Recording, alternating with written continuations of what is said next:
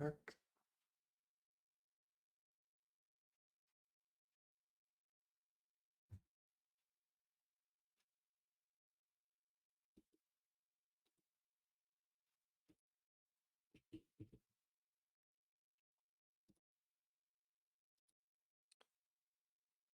All right.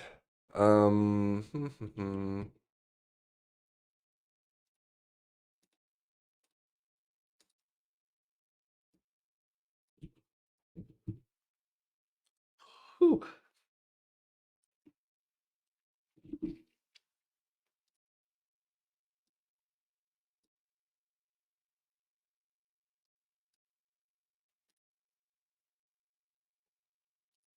I think we're good to go.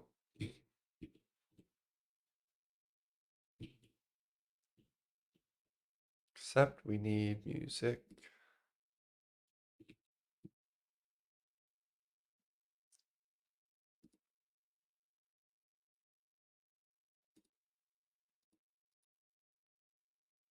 Ugh. I don't know why Spotify logs me out. Makes me log back in every time. It's like, do we really need two-factor for my music?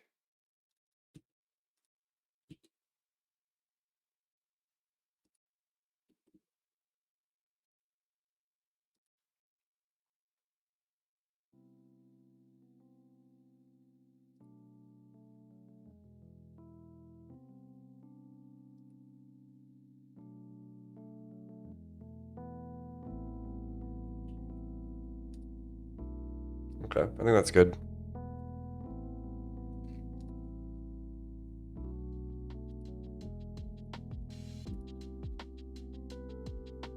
Okie doke.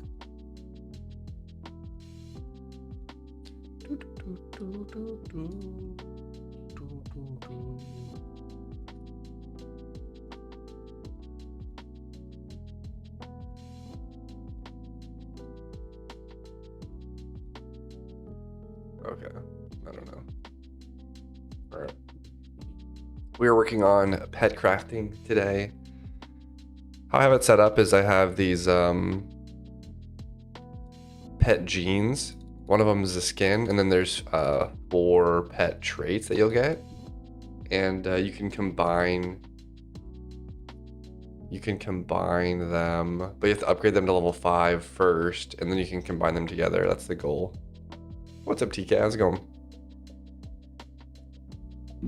Sorry, I just got everything set up.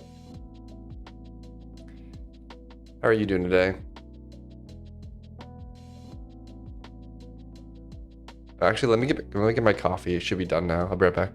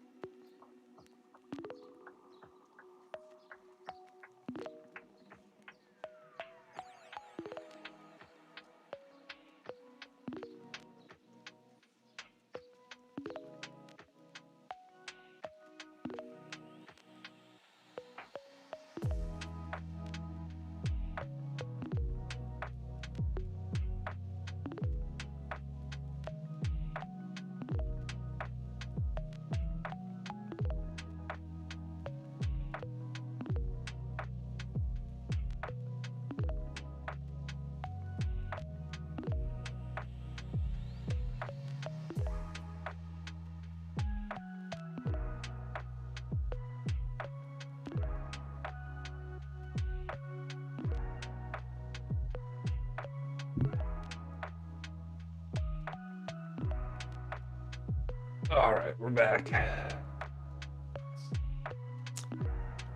Doing the same coffee. Late starting, a lot to do. Really enjoy seeing the progress of your game. Thanks, man. Yeah, appreciate it. been a long time in progress, so yeah, I haven't taken one sip of coffee yet, which is actually pretty abnormal. I think I slept in a little bit today.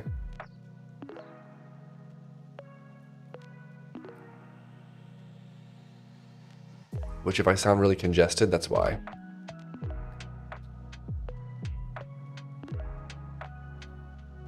Okay, but yeah, how it's gonna work though is you have to upgrade unlock different random traits or genes, and then you'll have two and you can merge them together. Then I'm gonna do a little bit of a Punnett square merging of the two pets.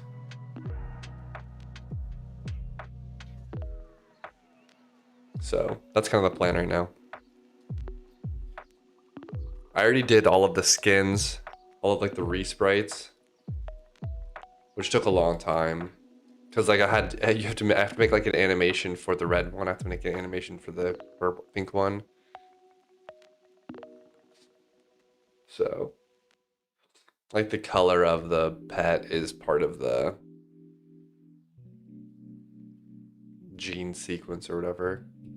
This is the gene merging block. So I'm just doing the UI. Then we have to make a server call. Like we have to make a server call to upgrade. Right now this doesn't do anything. And what else? I guess that's it.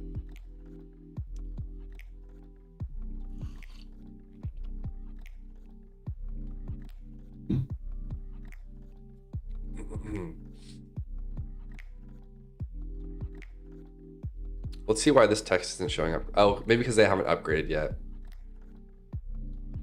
So let's wire up the button, I think. We need to create an upgrade message to send to the server. And then the server's gotta purchase it, which means we need to add a config for every pet. Or we either make one config of what resources are required to upgrade a pet, or every pet has a different one. I might make every pet have a different one. But to start out, we can just mock it out a little bit.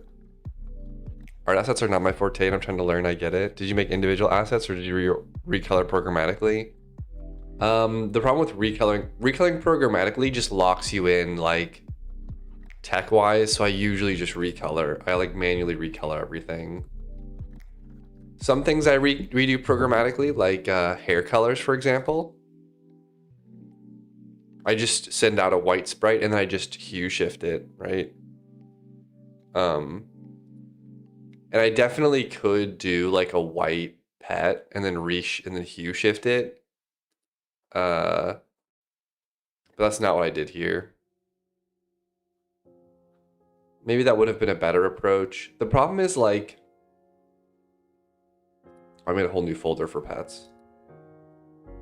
The problem is I might want to have like special looking pets, if that makes sense. Or I might want to make them like spotted. Like, I don't know if I want to have like yellow. Right now, everything's just hue shifted. But I might want to eventually like change what it looks like a little bit, if that makes sense, to make a more special version. So yeah, I just manually recolor them. Let me give my cat food because she's hungry. I'll be right back.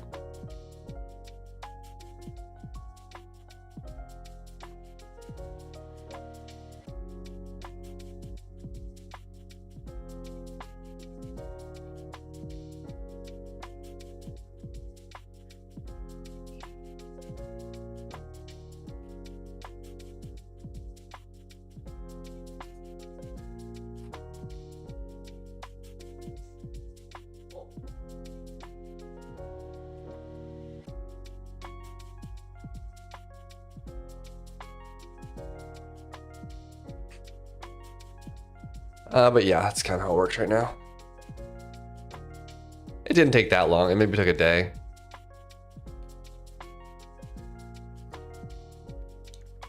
But I have a lot of pets, so I could have maybe just done a hue. The other thing is like if you hue shift this, like you hue shift the whole thing. You can't just hue shift one section of the thing, if that makes sense.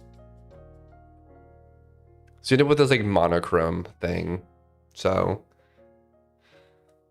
I don't know. Like I wouldn't be able to have the yellow and gray for this. But then, so then you can do a palette swap where you swap specific colors in the palette. But then it's just more, it's just a lot of config. So it's like, would I rather just like copy this and like recolor a few things, or would I rather have a separate like config everywhere? I don't know. So yeah, I kind of went the most flexible way, I guess.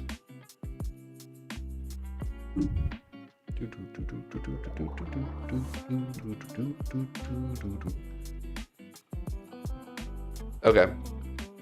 Let's go ahead and wire up a network message to the server so we can upgrade pets.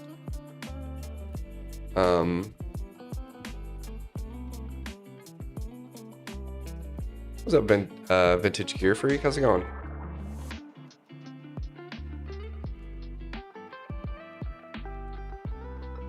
It's gonna be something like this.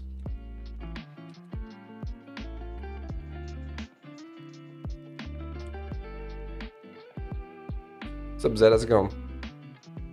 In fact, biggest of men. Chilling with a coffee? Nice. I literally just made coffee too. So I'm also chilling with coffee.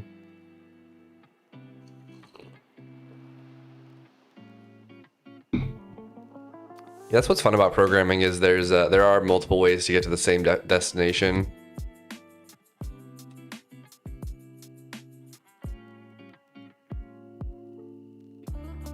Okay, so we're gonna make two messages. One of them is gonna be for upgrading the pet because they need to get to level 5, and then you can merge pets. That'll be a separate message. Or I'm gonna call it pet merge, so it's the same order.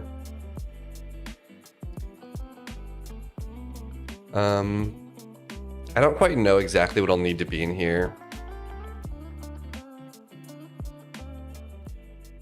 We'll probably have to say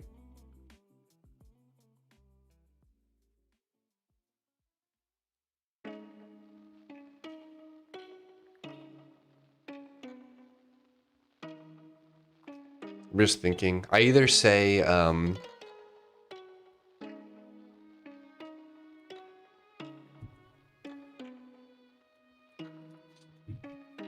me look at the UI really quickly.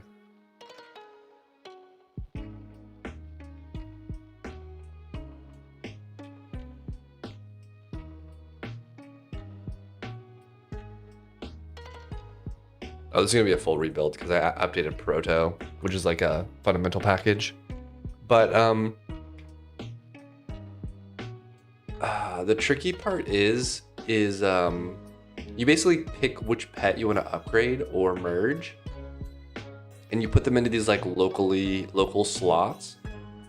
So I either need to send over to the server what inventory slot you want to upgrade, or I say just the exact item that you want to upgrade, and then the server figures it out from. I'm probably gonna say inventory type and then inventory slot. The problem with doing it that way is that like, then if you take something from your backpack or bank or something like that, it's a little bit more tricky. But I think it's still very doable.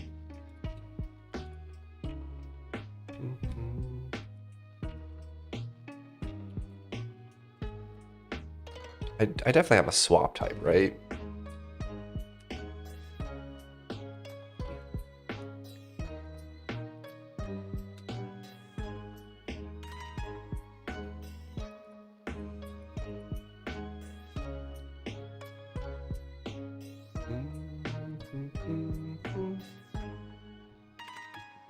We'll do this.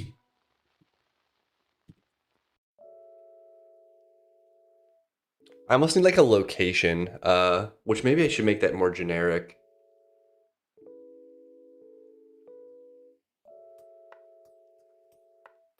Yeah, we'll just say like, I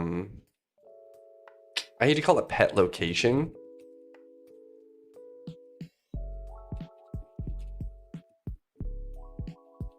This is basically like, does it come from our inventory? Does it come from our backpack? Does it come from our equipment slot? Does it come from our house?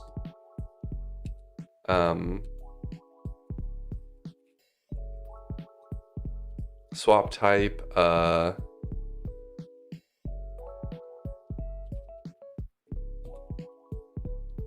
me look at how I do this.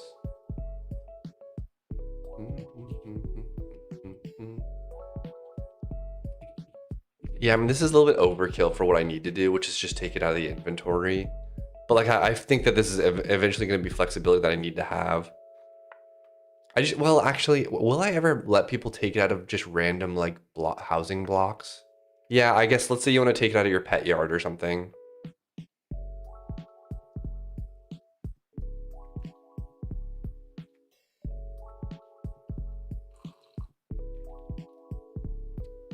If you want to take it out of your pet yard, then I would need this.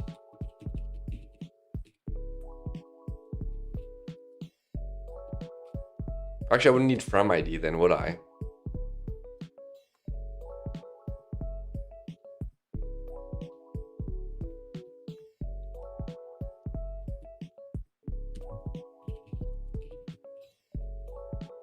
The thing we swap from, it's just tough because there's like a little bit of a union here. But Go doesn't have unions, so it's like, if this is set, then use this one. If this is set, then use this one.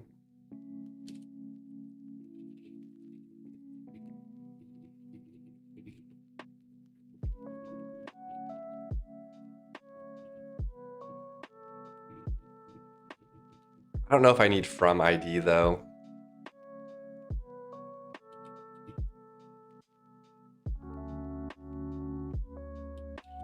Because it's either default is your inventory for the player. It's always your inventory.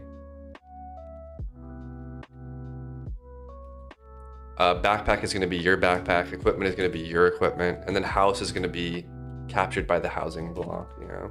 Okay. So we'll just do, I might call this item location.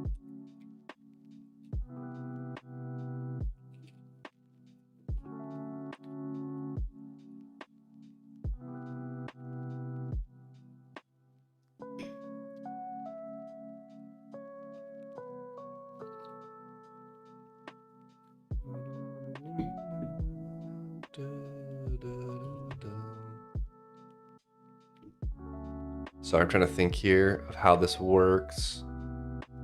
Because you upgrade it, it'll go back to the same slot. If you merge, it'll go to the left slot. Okay. Because merge is going to have like, it has 2 items. I'm going to call this lock. Actually, I'm going to call it location. I'll call it lock.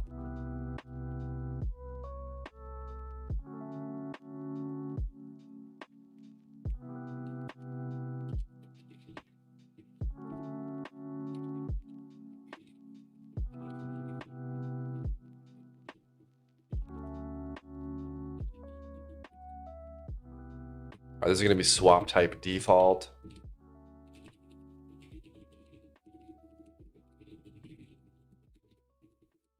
And I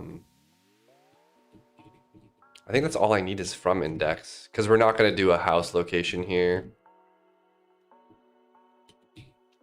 So it'll be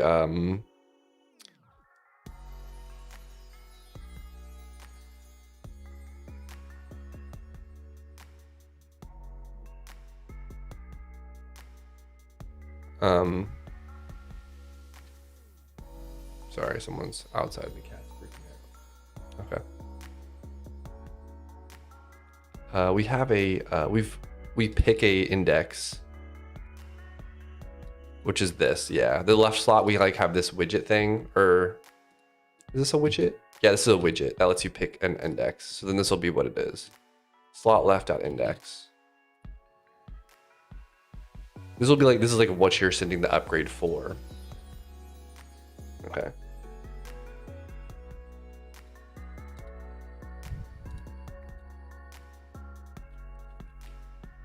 Let's go ahead and just look at the uses of this. Because on the server, we must have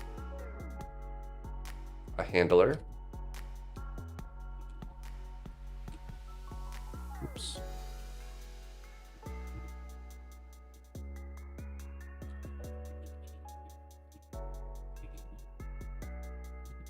Handle. We'll make handle pet upgrade action. We'll also add the pet merge as well.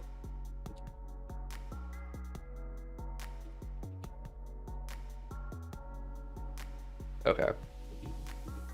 Then we're gonna go here and we're gonna build these. What's a good starting function?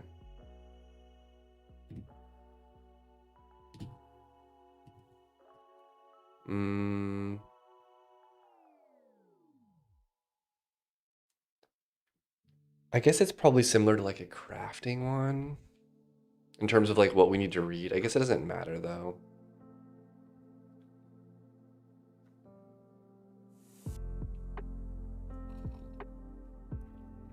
Like I'm trying to think of what function to start with.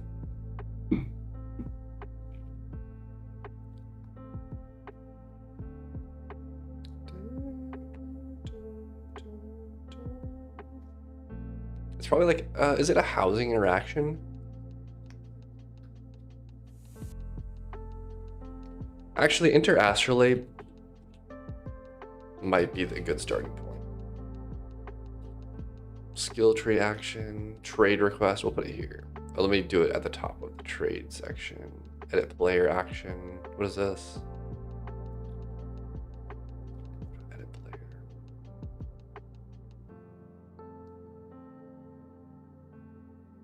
Yeah, I'll put it right here.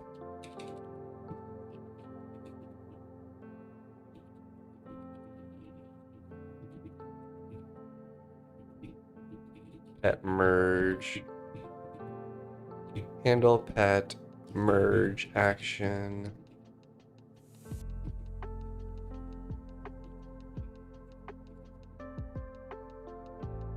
I have this like custom unioning framework where like these are all like proto messages. They just get a they get wrapped into a union, and then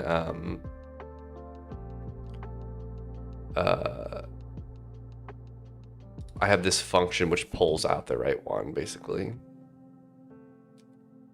Which does mean that I need to add these to the union, I guess. So there must be some place I do this. Here. Shoot, what were they called? Pet upgrade and pet merge.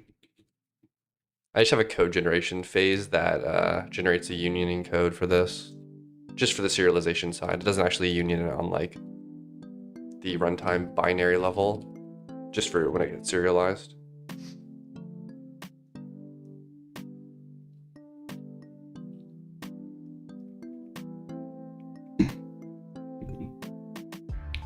Okay. We have to do that one, we have to do this one.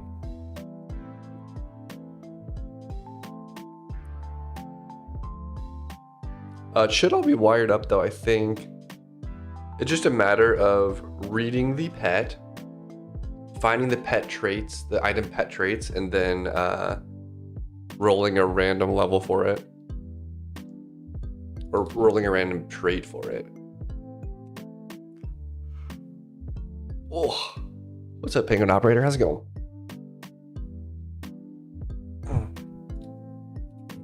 Let's build just because there's a lot of base packages that need to be rebuilt. So I'll start that while we work on this.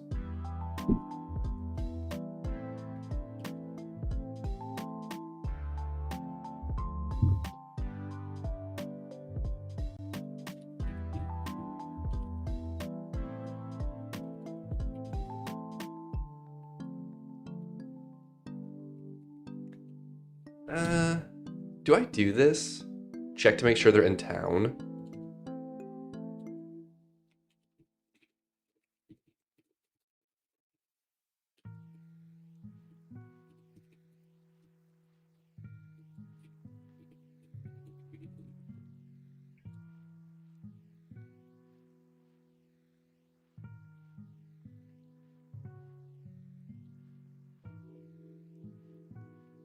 I guess it's not that big of a deal because like we're gonna have to check the block distance anyways. But we may as well do an early filter here. Okay, let's just walk through what we have to do. We need to read the house, ensure the player is close to the pet crafting block.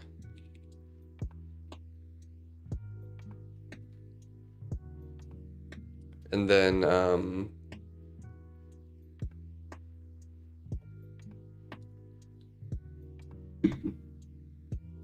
okay. Or no, I need to also send what like the client needs to say what they're interacting with. Oh no, wouldn't it be a house location?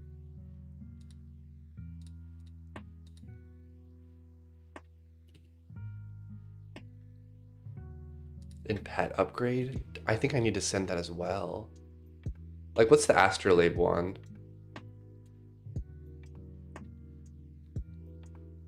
Enter.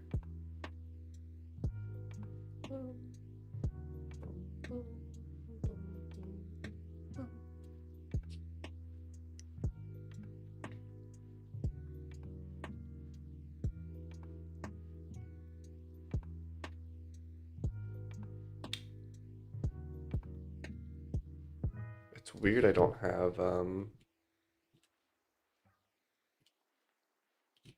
yeah, wait, where's enter astrolabe?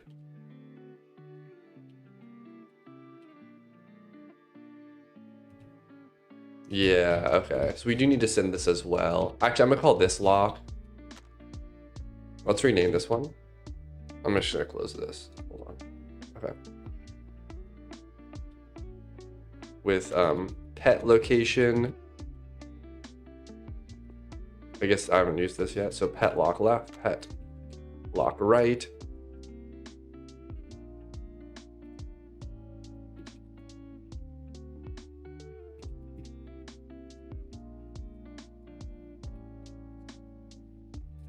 Okay, this will be the pet crafting block we're interacting with. And then this will be the pet that we're upgrading. Because I think what I'm going to do is I'm going to make it allowable that you can pull it from a pet. You can pull pets from pet yards.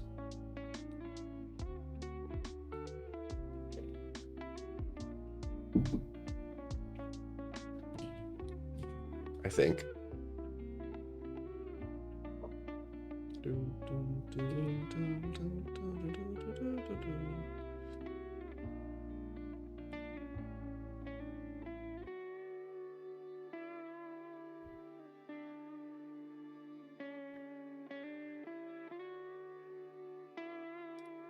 Okay, we'll probably make a new query for this because it's going to be different things.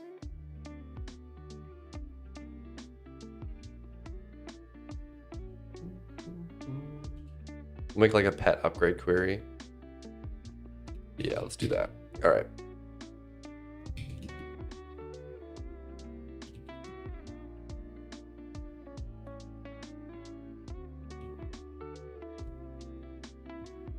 So I'm just copying this stuff because I probably have to do it anyways. Up until there.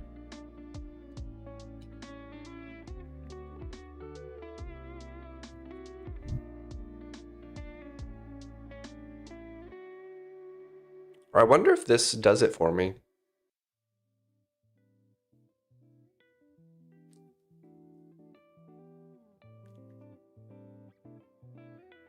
Oh, this is gonna be a complicated function. I'm just realizing because the item technically changes, so I can't just put it back into its slot if it's I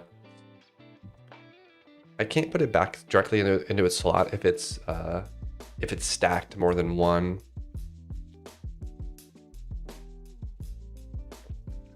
Like I have to take them all out and I have to put it somewhere. So I guess after every craft, I just have to wipe the UI and then everything's fine, I guess.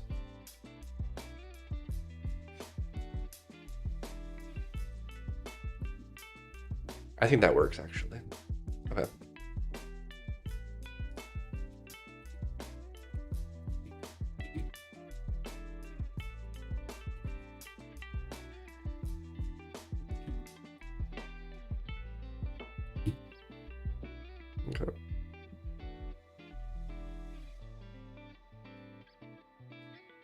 I don't know if I need town upgrade.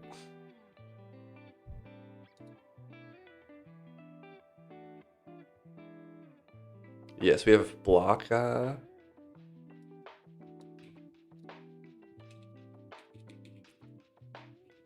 Pet crap config.get.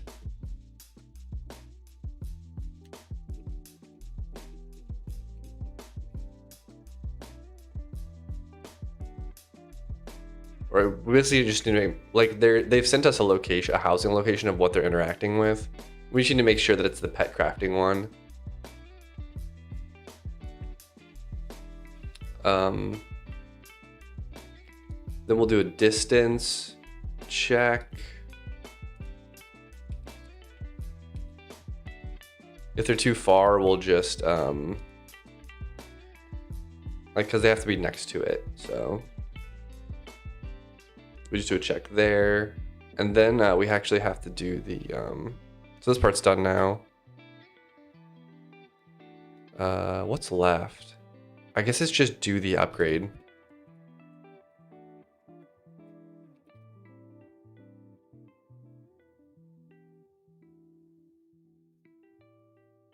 I'm trying to think of how to do this. So if I force it so they have to be in your inventory, this gets a lot easier. So maybe I just should do that.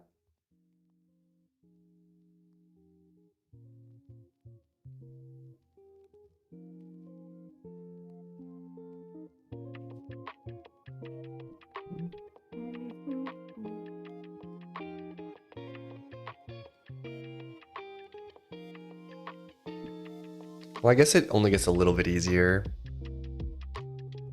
Because I can't really, like, I can kind of assume that you can't stack pets, but I can't really assume that. Like, I hate to make decisions like that in implementation code and then later on be like, oh, I'm gonna make it this pet stackable.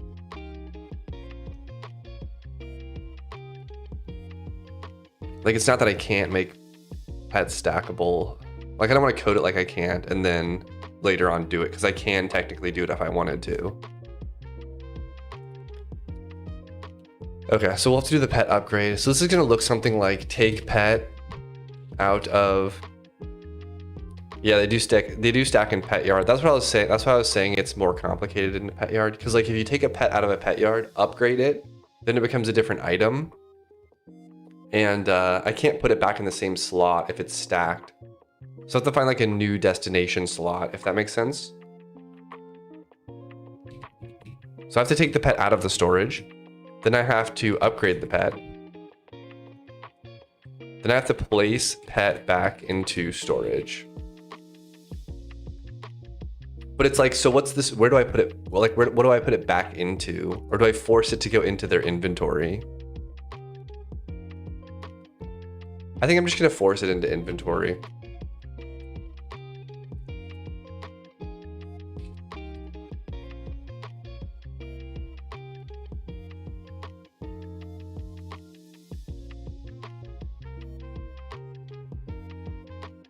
Yeah, I think I'm gonna do that, because I think if you're upgrading, I don't know.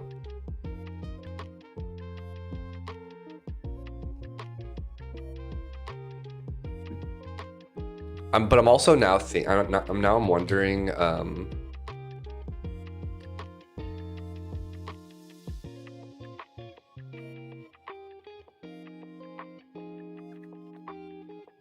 Like.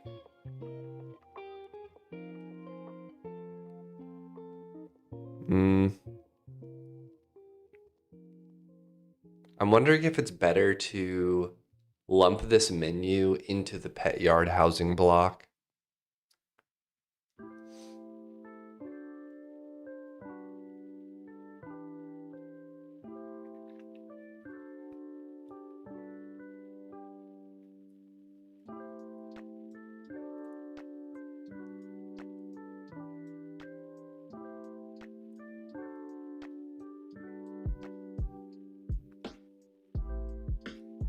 Because like what I did was I made a special housing block for crafting pets, crafting and upgrading pets. That was my original design, but now I'm wondering if it's just simpler to make like a different UI, like a mixed storage and upgrade UI that has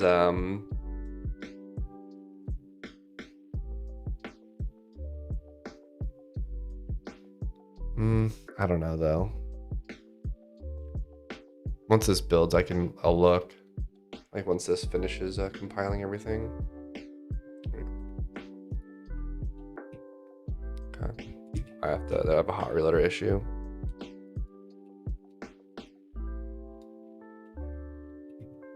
Like this is it now. Like the idea was that you click here to select a pet, and right now it only filters pets from your inventory. But I could have it also come from your pet yard. Then you click upgrade or something like that. That's like the this is the flow that I had. But I could make it so the pet yard, when you interact with it,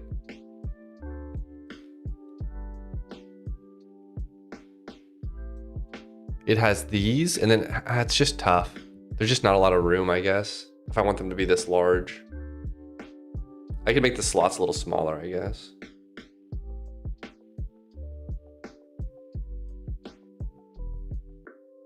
I could take up more room too.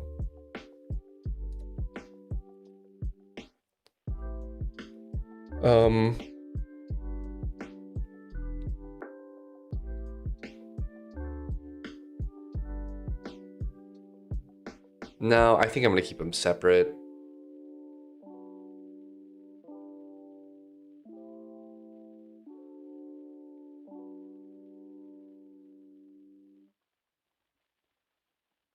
I think I'm gonna keep it separate. Yeah, I think I'm gonna keep it separate. Just because I think when people interact with this, it's like taking things in and out of storage.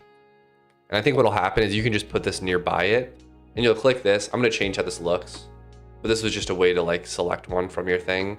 I'll probably have like a row for your inventory and then a row. I'm probably gonna make it bigger. So you click this and a bigger pop-up pops up. And then you can, there'll be like a from inventory and from pet yard section.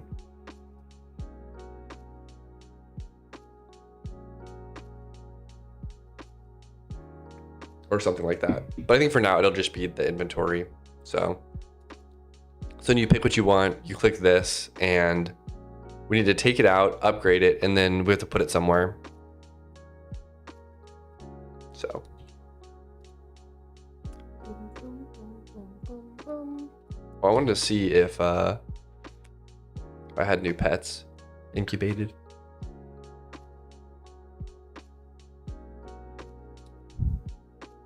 So how the pet incubation works now is, I guess I didn't. I do.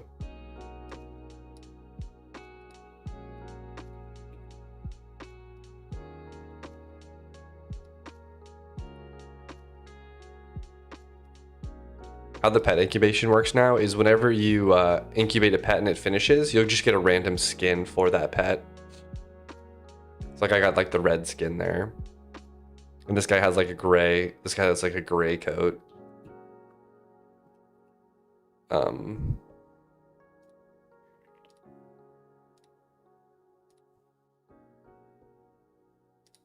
So he's got like skin 2.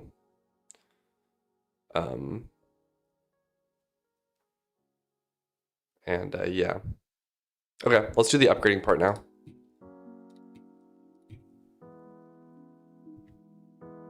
We have to take it out. What's up, Cosmalano? How's it going?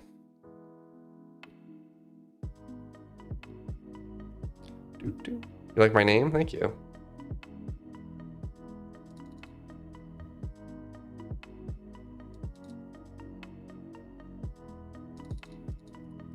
Okay. So I think I'm gonna steal from the crafting code, because the crafting code is transactional, like it copies everything, and then I've gone too far.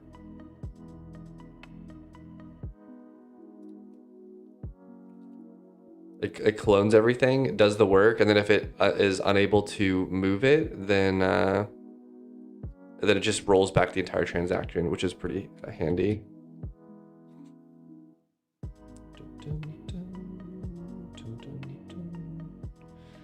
What does it mean? It's I came up with it from there's a type of time unit in computers called a jiffy, and I thought that was funny, so that's where the name came from.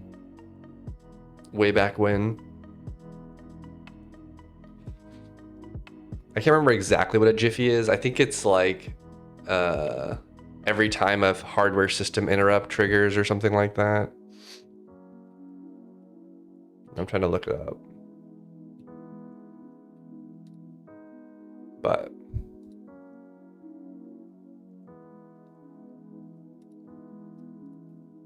what is a jiffy? Computing.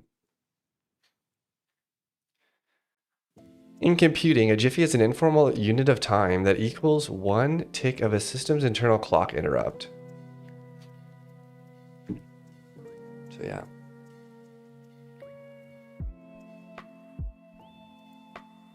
Okay.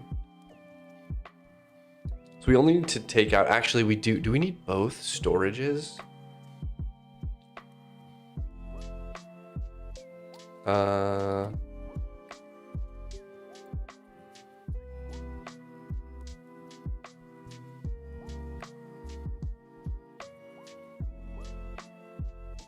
Currency clone.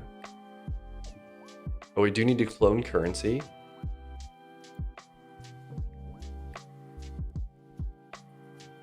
Because this is going to cost currency to do. I guess I called it account currency.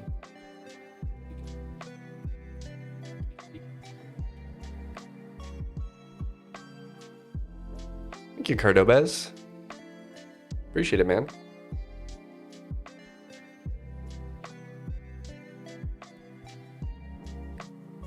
Okay. I guess I don't have inventory. Oh yeah, we never made a query for this.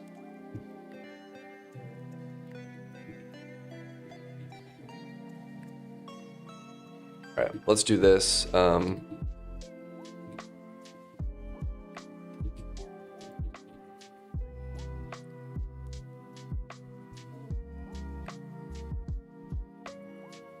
Crafting query.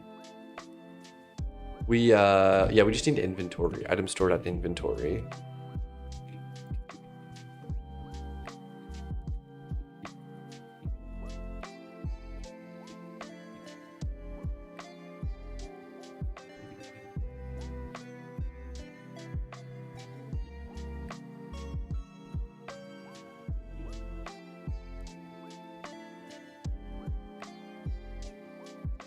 Inventory.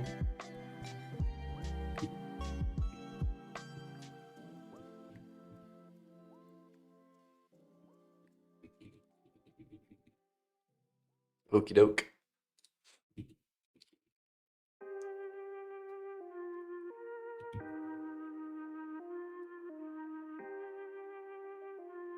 So I'm just kind of like remembering how all of this works.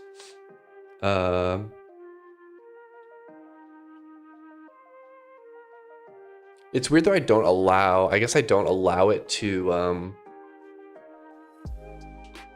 try execute purchase. I guess I force it from, I don't allow it for housing blocks.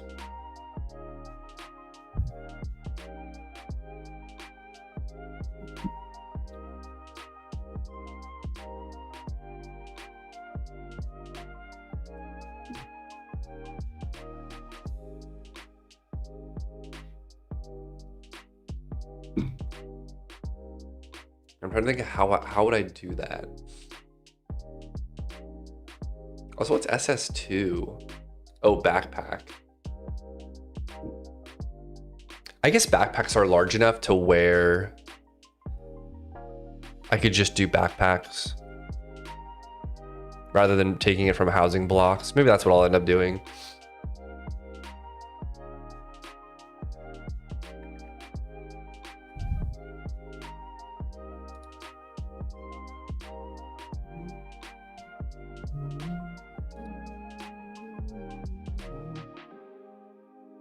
I'm probably not going to let you take it from equipment just because it's a little bit more complicated.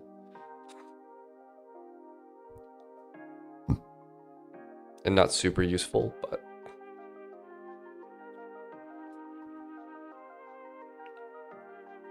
But for now, I think it's fine.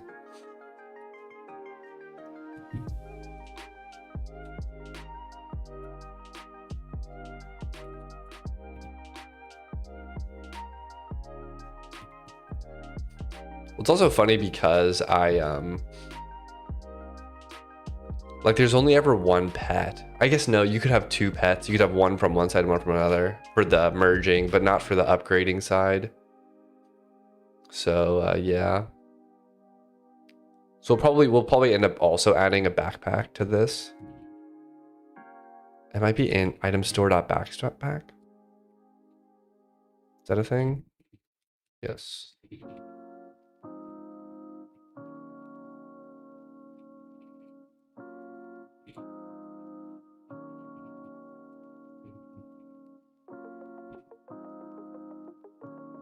All right, we'll do backpack.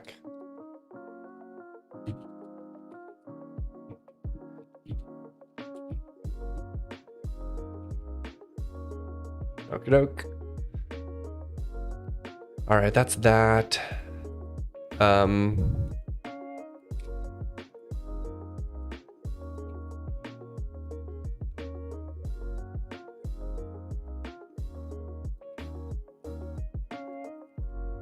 But basically, like how I typically do this stuff is because it's very hard to do item swapping between storages when you don't really know like what the final outcome is going to be.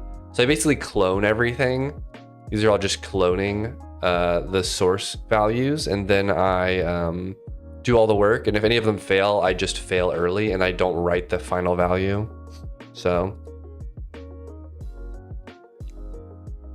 can you please add mobile controls to your website of Mythfall? A lot of people have asked for mobile. The problem is it's just not a very mobile friendly game. So if I do end up adding mobile, it's going to be a while. Sorry.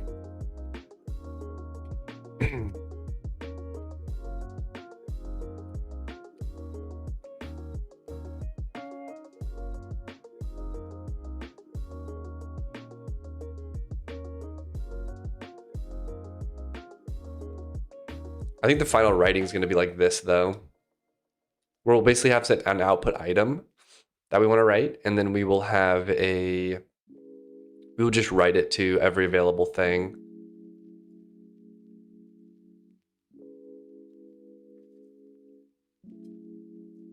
I wonder if I should I just use this? Like, could I just merge this into the recipe system?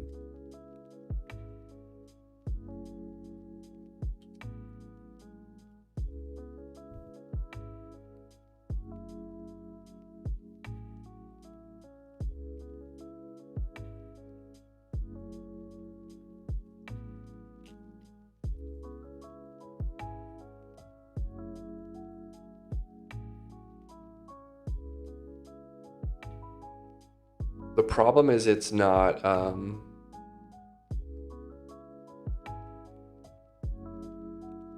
is that it reads the recipe, reads the item sources, and just takes them from wherever.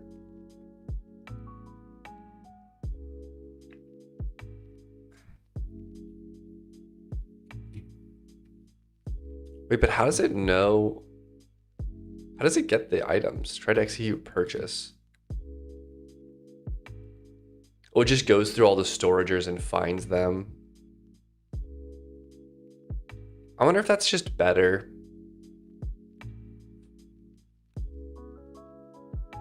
I'm trying to think if there's any like reason these can't be fungible. Because then I could model it like a recipe, and then I could extend recipe to just say like, well, what is purchase requirement? Does it take gold? Yeah, it also takes currency, so I could just use currency as well.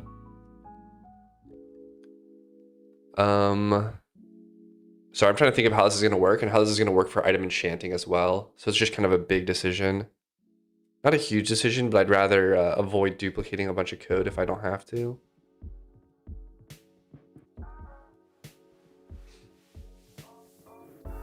But this is a pretty generic function here. So it could just work.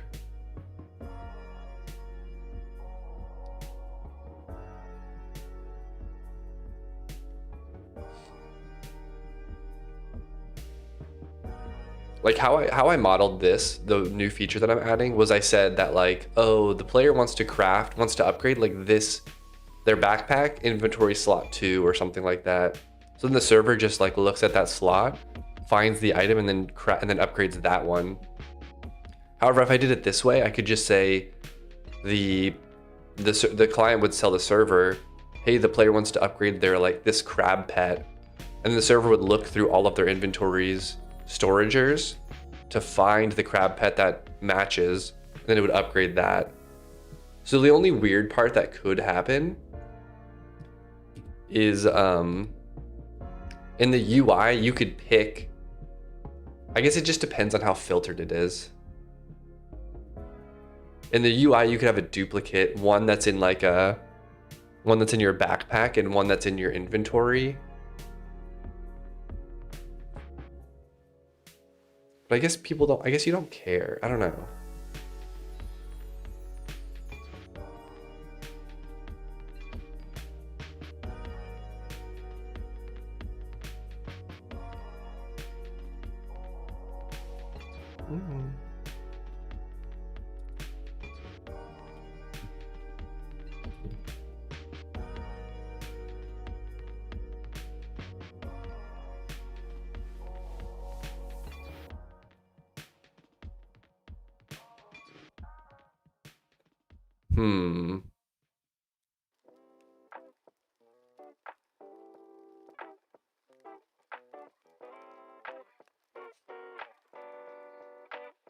I guess the player mostly doesn't care. I just don't know. I just want to build this and see.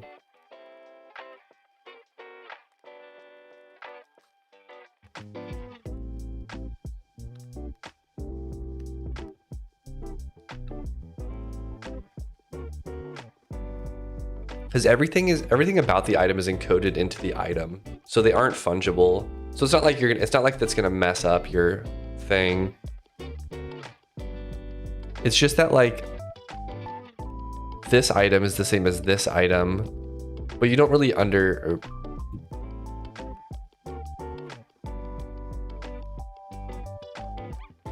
don't really like understand that when you see this, right? Like right now it only shows the ones from your inventory. But if I expanded this to show the bunnies from, I guess I could deduplicate them. Like see how it shows 2 here? These are technically the same exact pet. So it's just that when you pick one, it's gonna come out of your inventory first instead of your backpack.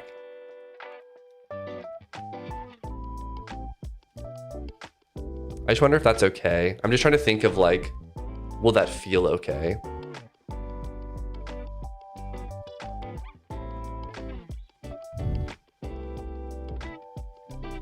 The only thing that I don't like about this is that you could have 2 that look very similar, but they end up with different stats. So it's kind of hard to just look at them and identify like which one's which.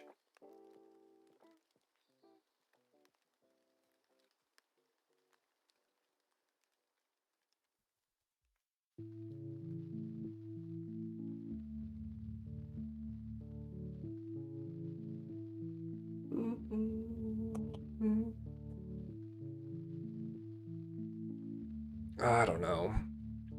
Originally what I wanted to do was make it a drag and drop slot. So you would just do this and drop it there.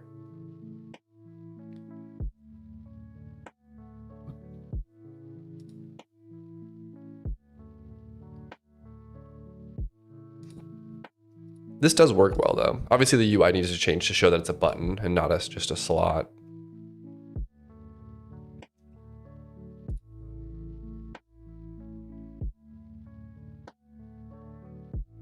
I guess it's okay. I guess what I'm doing is okay.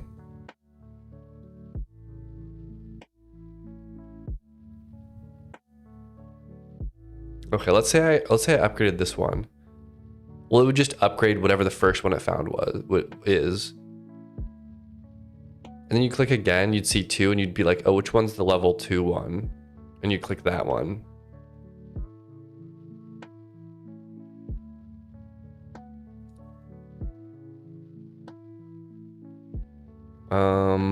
Does that work?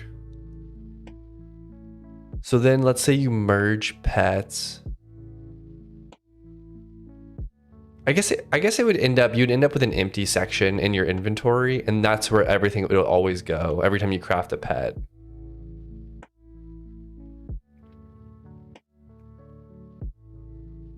Sorry, it's just like the full interaction's kind of complicated.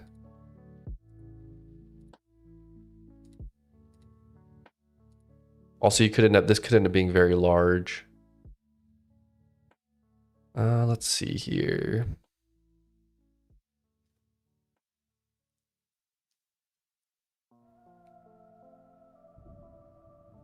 I think I'm gonna change it though to where when you click this, this entire section clears and just shows you your inventory, rather than it being like a pop-up.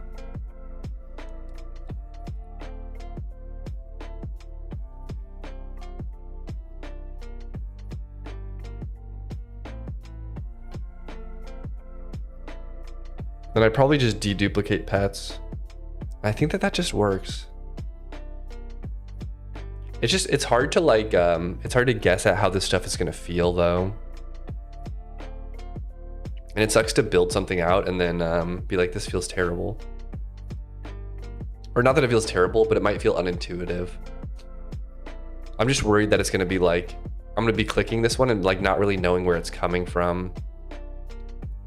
If I have a bunch of similar looking pets. But maybe I could add some sort of like color identifier to the bottom right hand corner. Kind of like how there's like the tier 0. I could just have, I can maybe do like 4 dots or something.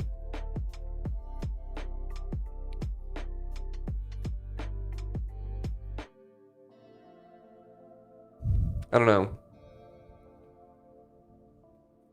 Or instead of like T0, do like level 1 or 2 or something.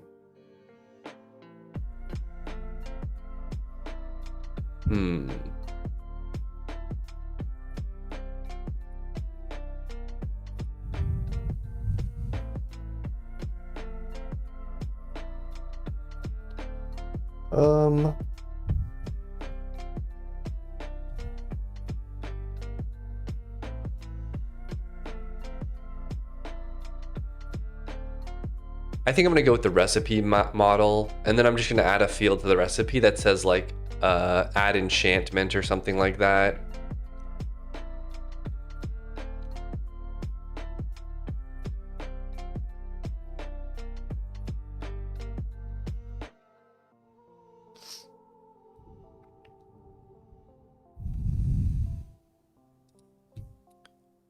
Yeah, I think that just makes sense, and it fits into it's gonna fit into the enchantment model, and it's also gonna fit into I think that'll work. Because it'll fit into the enchantment model, it also fit into, what's it called? The pet crafting model, I think. Okay.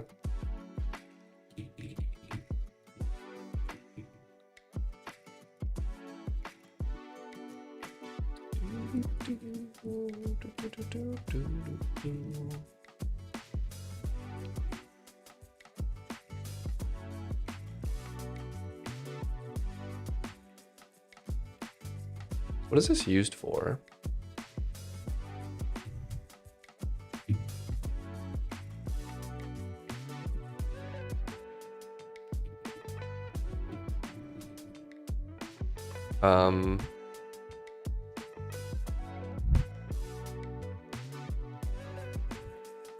We need to build the recipe.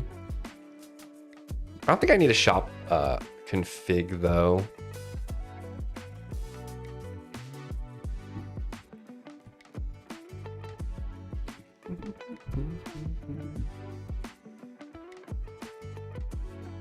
Is this 0 or -1?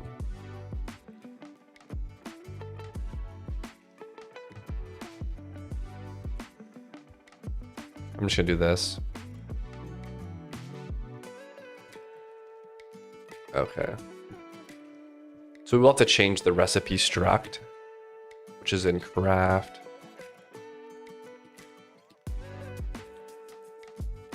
Oh man, the tricky part though is this is like a different type of recipe where like the output, I guess I do know the output, don't I? So I could actually roll the output here, couldn't I?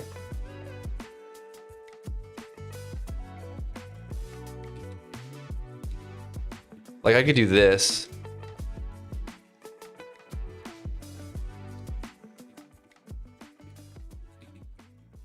Roll new enchant or something, or I guess it's a pet, so it's roll new pet trait.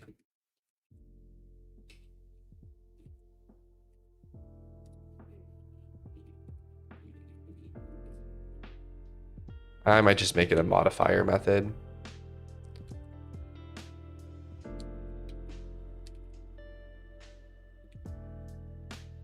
Or I could do something like this.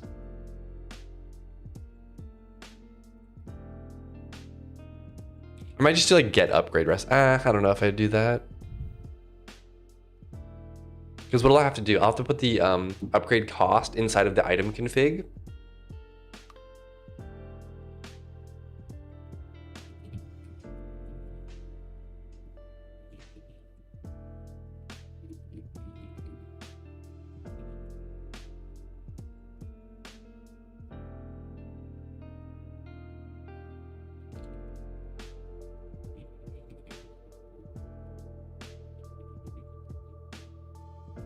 Or hold on, I want to see what I do here.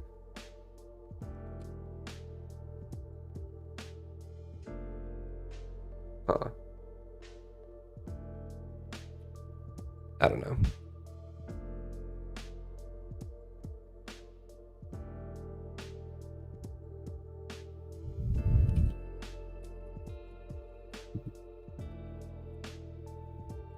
Then input item's going to come from, yeah, I guess I don't really need any of this stuff, do I? I can just use the recipe crafting system. That's kind of handy.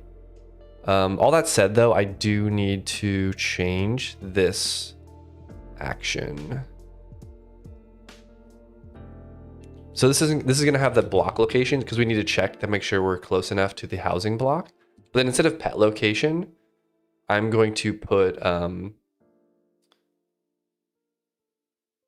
I'm just going to put the item that they want to upgrade. And that'll be the input to the recipe. So it'll be like input item, base.item. This should be serializable, right? Yeah.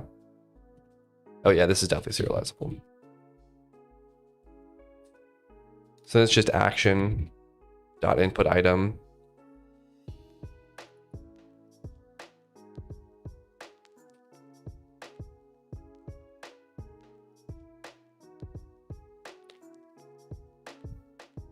Obviously this won't be a modifier. This is going to have to be like g dot I might we should make this a triple output. So we'll get the output item, we'll get the upgrade requirements. So should I just have it return the recipe?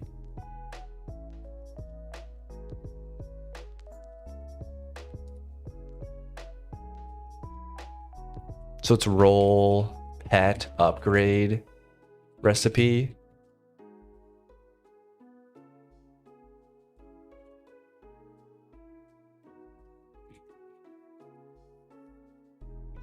Like that.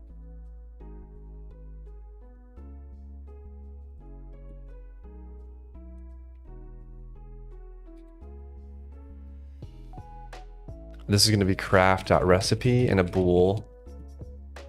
Because the pet could be already upgraded all the way.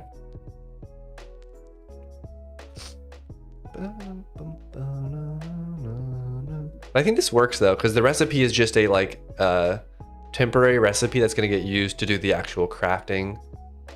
And the player on the client side doesn't know what it's going to be until they craft it and they get the result.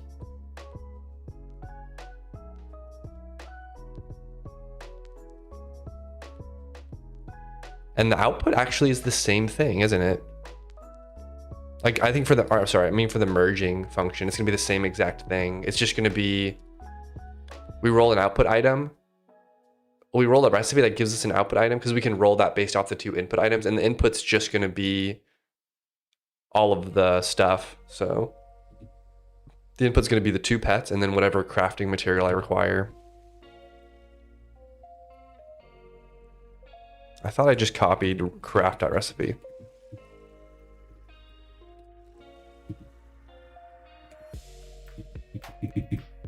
I'm just gonna say item. I'm gonna say pet, and then it's gonna be base.item.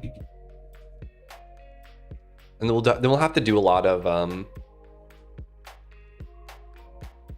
get pet or pet traits.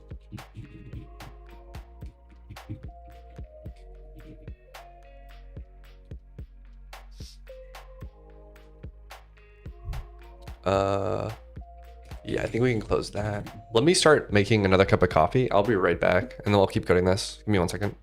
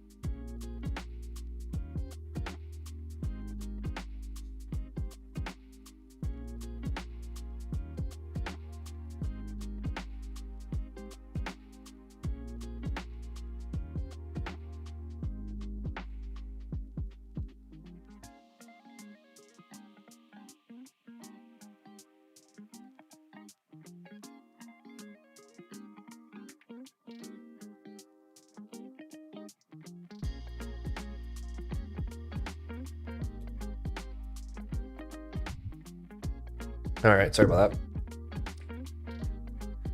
Okay. The coffee is brewing. What are we doing? Oh yeah, so we need an upgrade function now, which I guess we'll just code into here. I'm not gonna do like .upgrade, I don't think. Because the problem is this can't be in like the base package because it needs to know about all of the traits that are rollable, which it's gonna get from a database, like a local database. So it'll have to be something like, so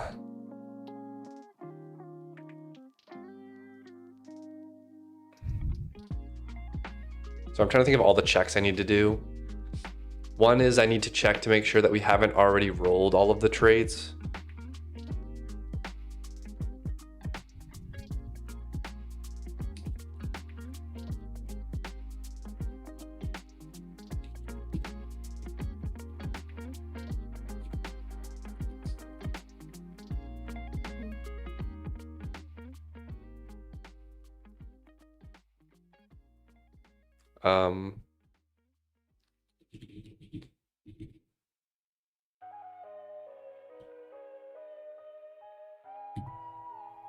There's max pet genes +1, which should be level 5. Then they're max level. So basically we'll say pet traits dot max level.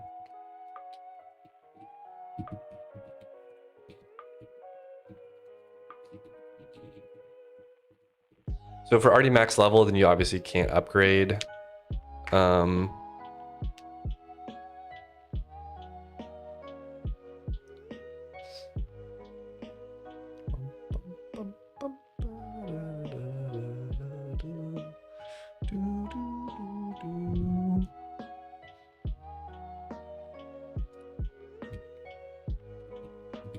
Okay, and then this just takes these two things. Maybe I should just get level.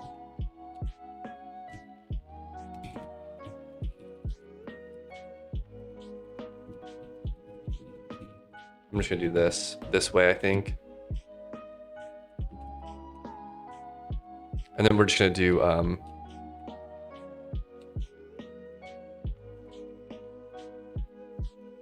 so if pet level equals base dot max pet level, then we just, or I'm gonna do greater than or equal to, because I'm an extra safe coder. Okay, we need our inputs and outputs. So we know that we can upgrade. So we need to find the level and add to the slot, add a new random trait to whatever slot is the next slot to add to. And we know that there's one available because we know we're not at the max level yet. So actually we can just calculate the next gene slot. I'm gonna call it next trait slot. And that's gonna be pet level -1, because 1 is the skin, which is always given. So if you're level 5, then it'd be 4, which is the last one. Oh, but it's 0 indexed, so it has to be -1 again.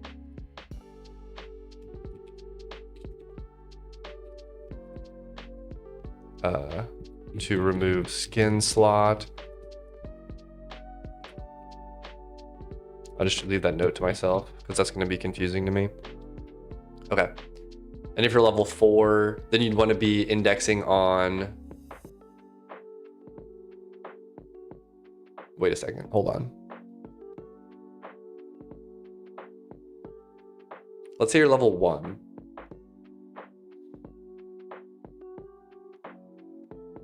You just want to do -1 then.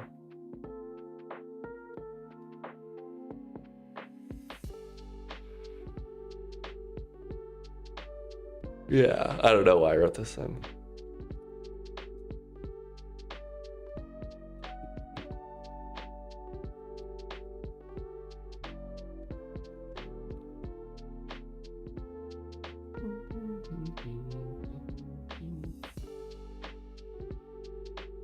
Am I missing something here? This got me so confused. I mean, we can just map this, I guess, because there's only 4 slots. So you start at level 1. That's going to be slot 0. At level 2, that'll be slot 1. Yeah, so it's just always -1. But why did I think that it was -2 twice? Because I said 5, which is max level. -1 would be slot 4. Oh, but you can't upgrade it. If you're level 5, you're at the max pet level, so you can't even do that. So that would be 1 off the end for slot 3. Yeah, level 4, you're allowed to upgrade. But once you get here, you're done. Like level 4 is the last one you're allowed to upgrade. Then level 5, you'd hit this and you would exit early. Okay, that's why I got confused. Okay. So then we'll just do pet traits dot traits next trait slot equals db dot like random trait or something. I don't know. Random pet trait. And then we'll do output item is pet. I'm gonna call this input pet.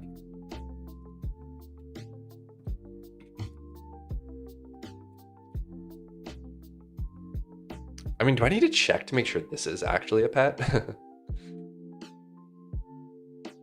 Or do I check that anywhere else?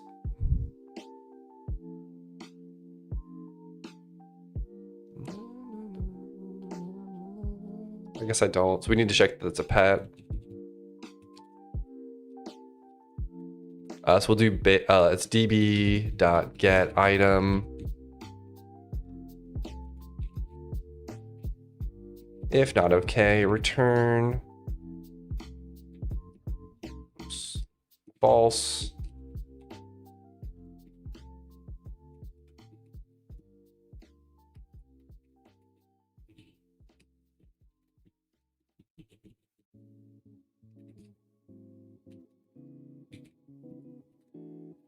Okay. So this will check to make sure it's a pet. And I could add some item config that says like, here's what the pet can upgrade through. Actually, I will need to do that, won't I? So we'll make sure it's a pet, or maybe I should just do pet upgrade block. But we'll have to get some kind of pet upgrade block. Because we'll need to determine what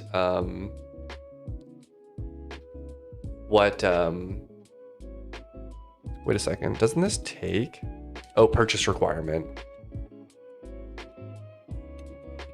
Because it's going to cost currency to do this.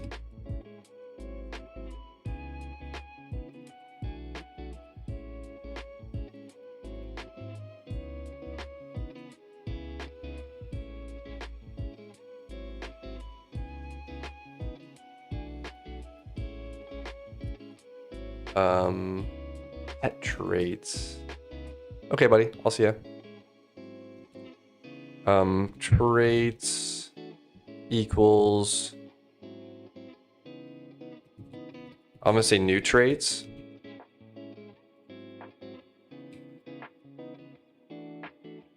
Actually, no.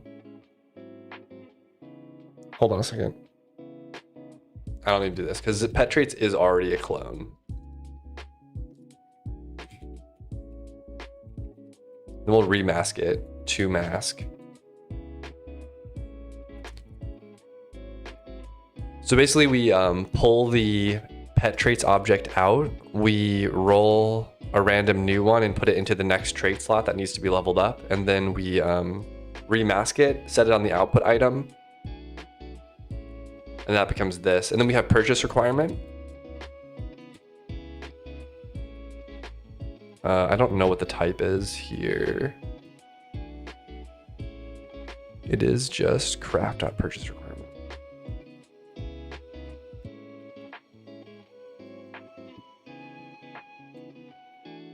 And then items. Oh, item type. That's not good.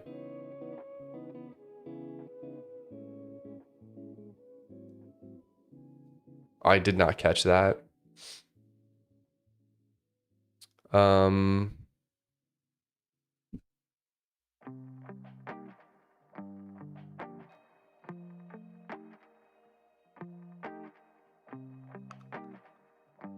let me get my coffee and think about this one.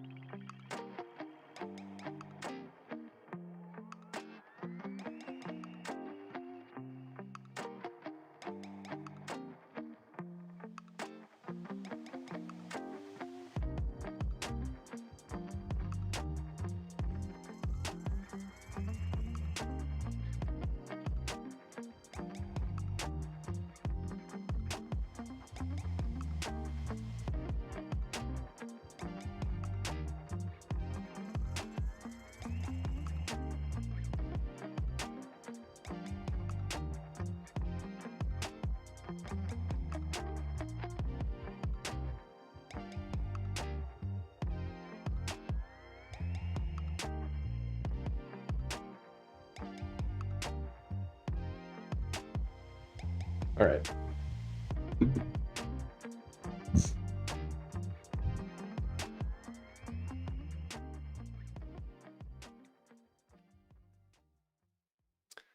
So the tricky thing here is all of my previous crafting stuff has been based off of item type, which doesn't have the full item object in it. Like item has the item type, which is like, oh, it's an iron sword. And then traits are like the new thing that's being added, which is either enchantments or like pet upgrades. So the challenge I have is that all of the recipes are based off of just taking a base item. Like it just has to match the item type. It doesn't have to match the exact item, if that makes sense. So I'm not really sure how to update this. Like it's kind of a gameplay decision, I feel like.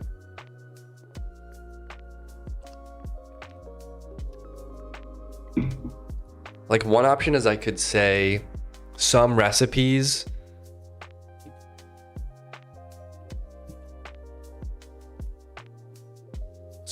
are this, where it requires an exact item. But the problem is now that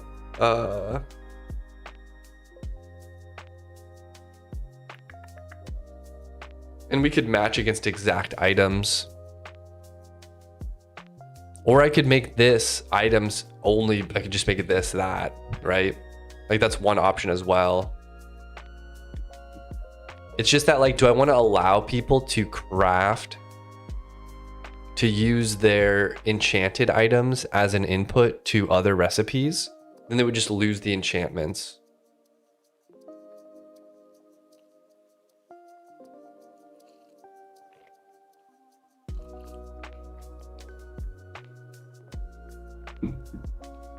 They lose their enchantments, and it's also confusing because like they don't really know which one from their inventory is going to get pulled. So it could pull an enchanted one just because it's like further up in the inventory slots rather than taking an unenchanted one. Like it's not really, this isn't checking for enchantments at all, or traits or whatever they're called. Or I could just say that like if this has any enchantments, it can't be used as an input item, which probably is like the 95% case.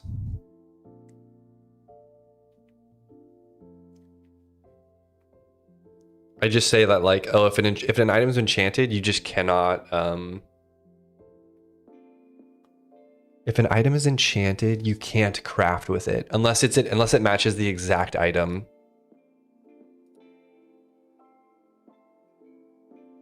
I would not want to lose an enchantment if I worked towards getting it on that item. Yeah.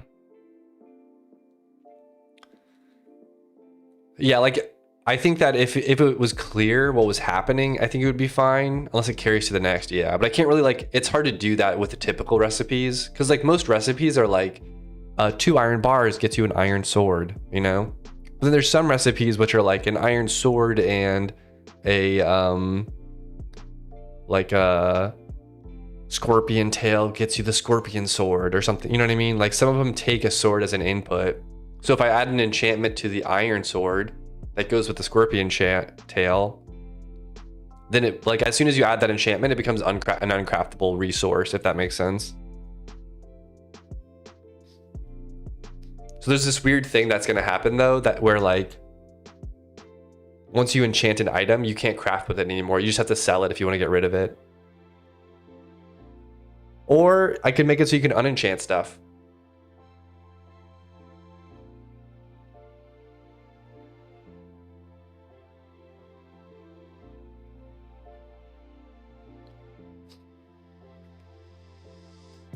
I think the problem is I haven't really, I didn't 100% think through item enchantments yet. All I've thought through is how pets would work. I've seen it where the next item gets imbued onto the next, or you can decraft to get the enchantment and then materials. Yeah, I'm planning to do enchantments more like, not like gems that you put in like Path of Exile has. It's going to be more like random modifiers that get rolled on your item and that can be re-rolled.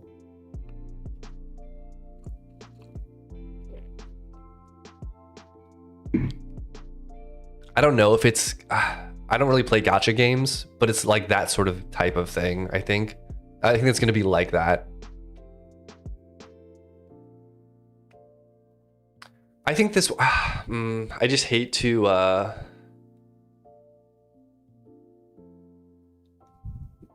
guess this is flexible though. It's just the problem is if a pet gets used, if I don't change this to only use unenchanted items.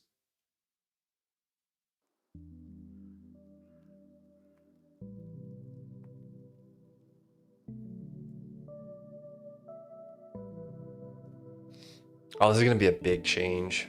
I'll have to do a ton of testing. Actually, I'm not gonna have to do that much.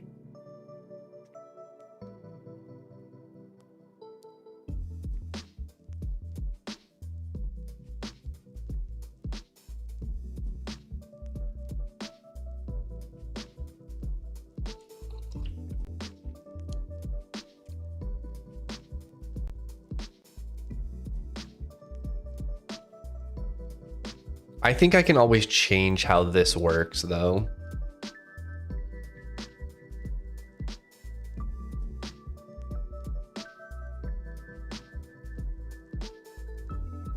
So I think we'll just add an exact items. Wait, do I do this? All items sorted. Is this just for displaying? Okay, good. System crafting, the true hard mode of game dev, yeah. It's definitely a tricky one.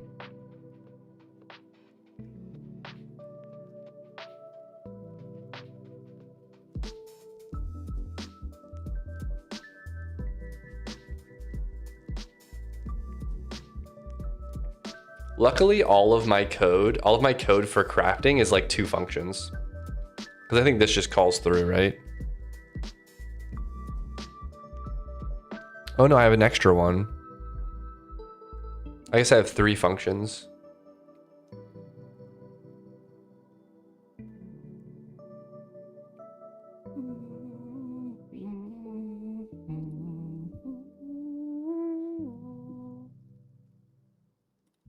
Yeah, let's just read through this really quickly. Try execute purchase. Oh.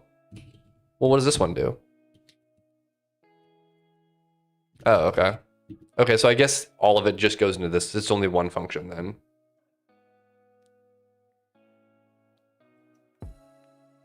So that's nice. So So we basically we do the currency purchase. We check the items. So we just have to check the exact items now as well.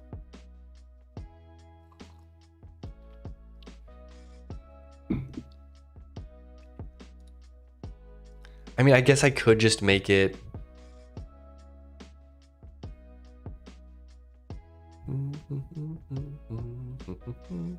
Let me just look at this really quickly. Oops. I'm gonna copy this one. I'm just gonna make a clone here. Suppose I just change it. Instead of inventory item type, I just do slot.item. Required items is this becomes base.item. I get that's gonna break a lot of stuff, but I think this actually just works exactly how I want it to.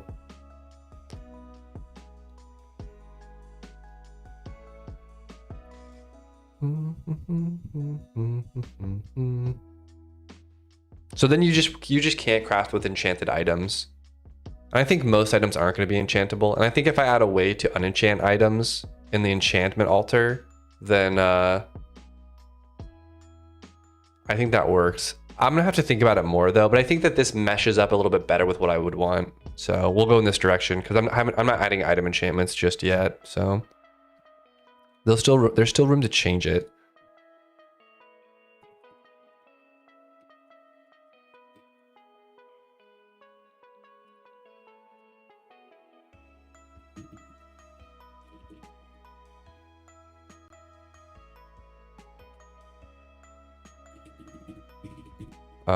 Shoot, this is slot.item.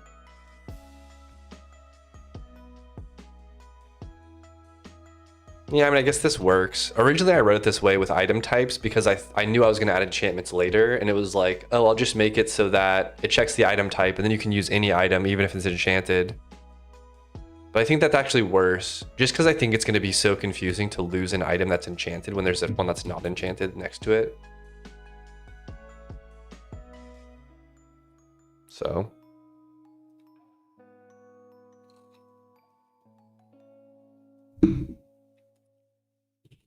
Okay.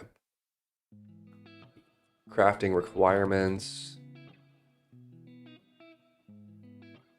Well, it's funny because this is just an item now. So this is just a clone. I wonder if it's going to give me a lint for whatever function it's called. There's a function that does cloning of slices. I just don't know what it is. I guess that's fine. What is this +1?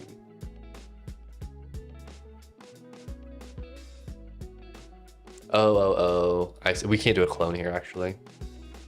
Because it's a count of how many of these things we need.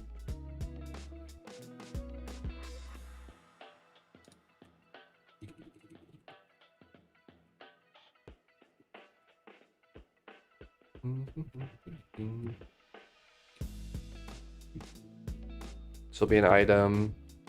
That's fine. All items sorted.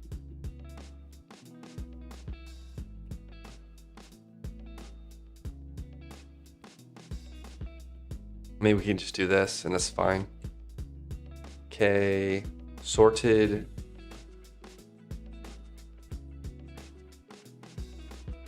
Items.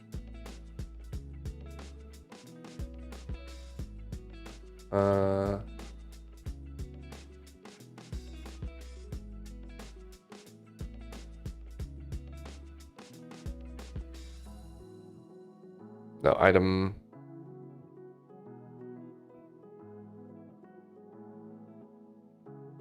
Wait, I'm so confused. That's the output.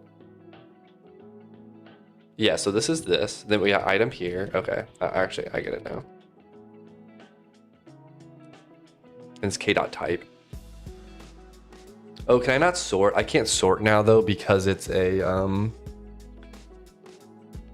because it's an item that doesn't have.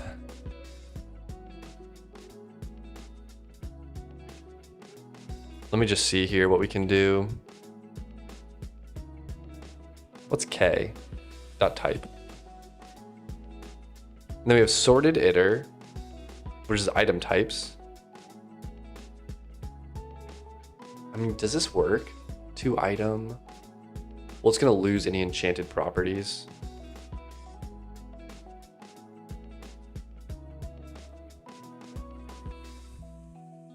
Why am I looking up this value? V.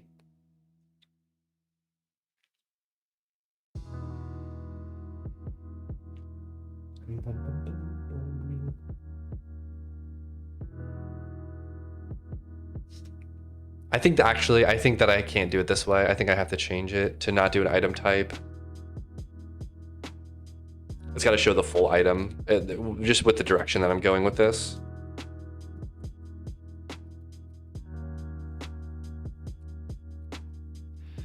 We'll just have to change this to sort func or something. Sort, we'll do sort stable func. What's the thing?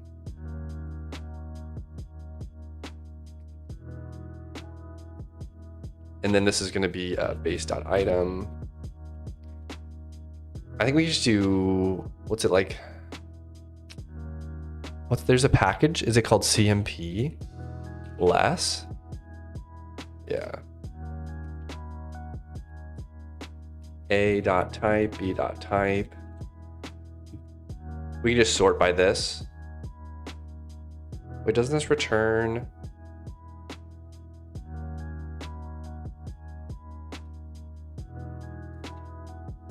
Doesn't this return? This returns a bool? Oh no, it's dot compare. That's what it is. But actually we need to do, thank you, Sector 272, for the follow. Appreciate it. What's up, Shrimpy? If it's not equal to 0, then we'll return the compared value. Else, I mean, technically, else we need to compare the enchantment values, I guess. Project's going well. I'm adding pet. I added like a item enchantment and trait system, or I added an item trait system so I can add enchantments later. And now I'm working on pet traits for pet crafting. So yeah, it's going good though. There's always a few hiccups with big changes like this, but I think overall it's going more smoother than I thought it was going to go when I first concepted this idea. I'm going to do...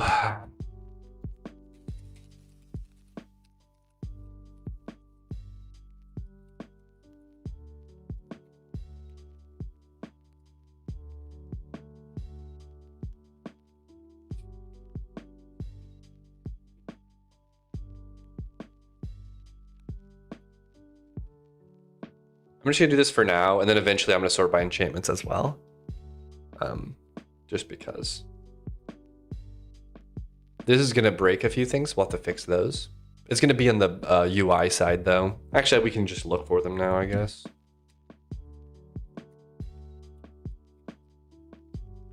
Hold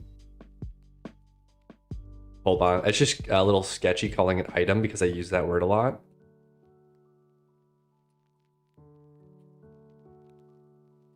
Ah, shoot. Item. I guess I can just do item dot here.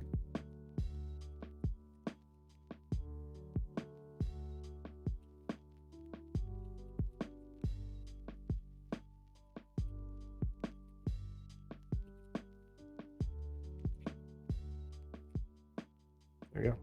What does this go? Oh yeah, so this is actually bad anyways. Because we draw item now with the full item rather than the item type. Oops. Ah, this is gonna be actually, this could be a lot of changes, I think.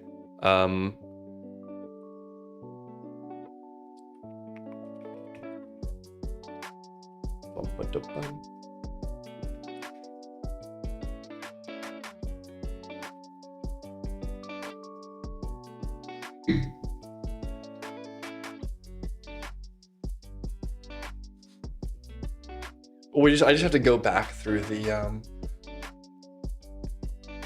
recipes that that are defined this way, because this is an item type, not a full item.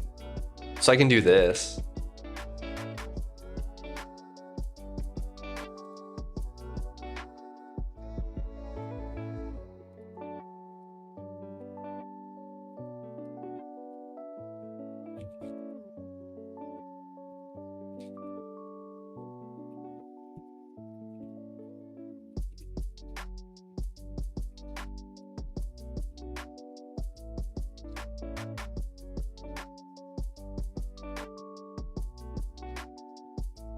What's up, Rob? How long have you been working on this game now? Maybe like 4 years.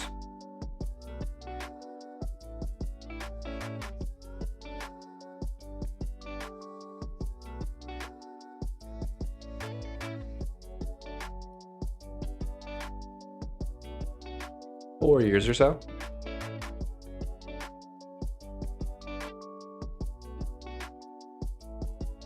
Yeah, thank you.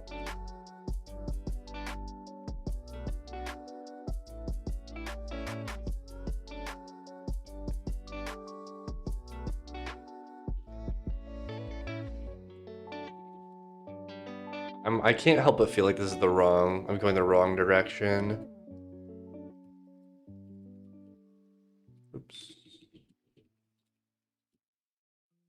I wonder if I can do a macro here. The problem is if I macro like a 1, then I can't do stuff like that. Yeah, I'm gonna have to do this for every single recipe. I just know it.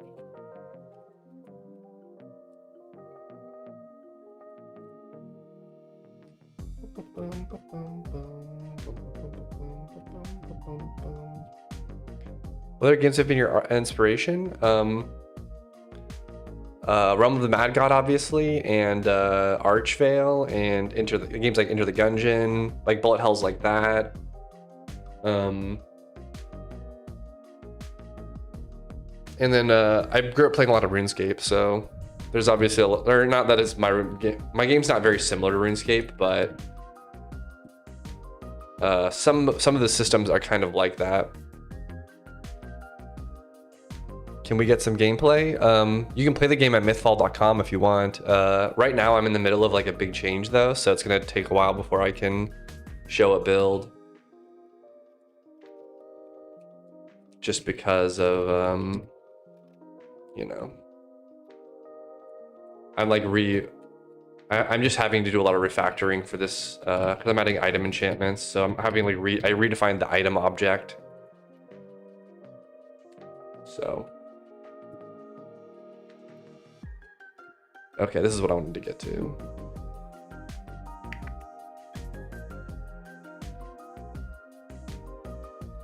Oh yeah, mythfall.com. There you go, there's a link. You can run around. It's MMO style, so it's like everybody's on the same world kind of, and you know.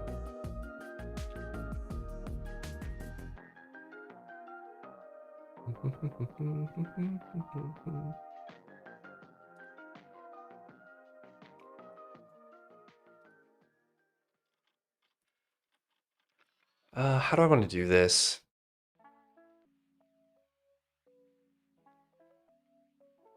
Oh yeah, you can also, there's also Steam, there's a demo on Steam you can just play too. I don't know why I keep suggesting people go to the website. The Steam client's better than the web client is going to be, just because of like web client sandboxing issues.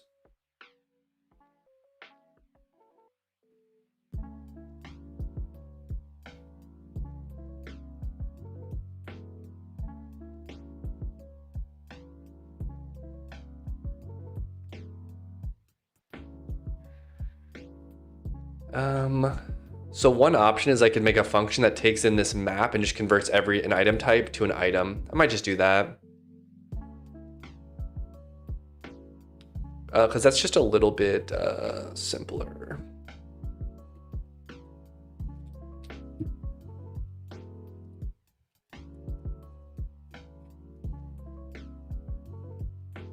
We'll just do 2 item. It's going to take a map.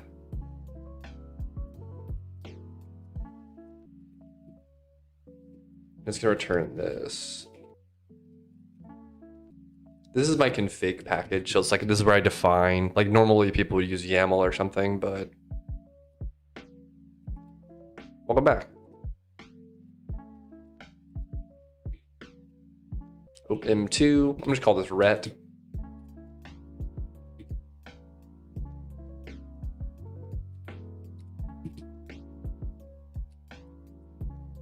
Or I'm gonna do K here.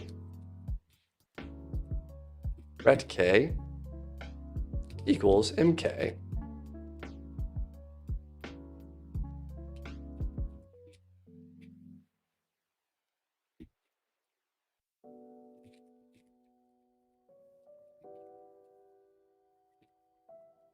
This is just a production.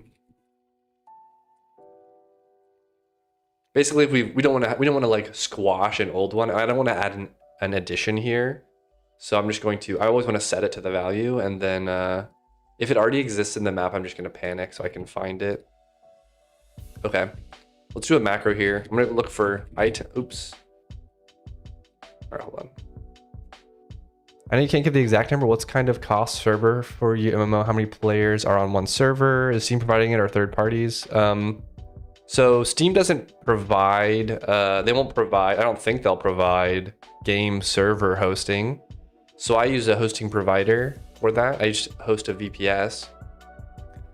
I have like a overcomplicated cluster right now, which is more than I would need. But on a $12 server, I could probably host like 100 players.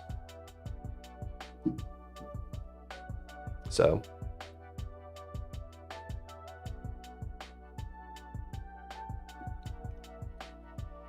That's kind of like my hosting rate. And if I optimized more, I could probably host more. Just that's kind of like what I'm paying, I guess. Do you plan on doing a playtest window again? Well, the game's just has a demo now, so anybody can play it on Steam. So I don't plan to do another playtest. $12 per 100 players, was it? Yeah. That's about what it costs. Like I could probably run 100. I mean, like there's ways I could make it a lot more, I guess. Yeah, it's $12 per month. Thank you, appreciate it. Glad you liked it. All right, let's do a macro. We'll search for items, this. We'll go there to item. Then we'll search for a right brace. Forward, back, parenthesis. I'm gonna go down and then int macro.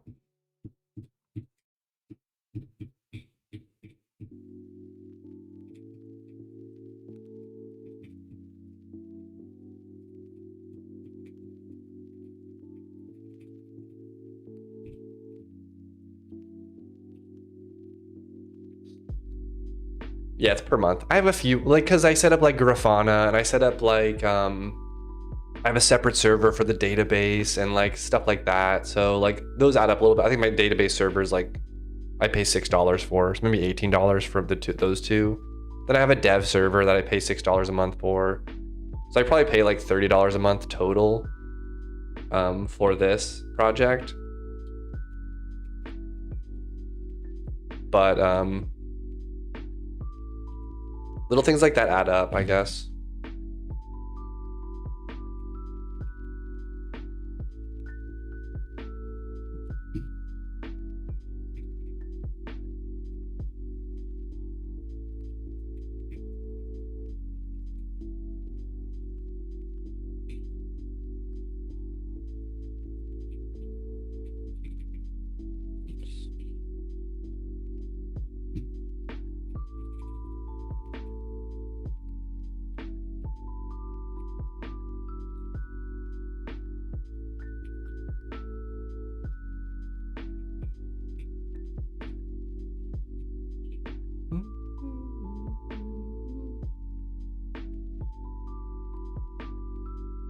Reflect compare. Unknown map key type can't sort properly.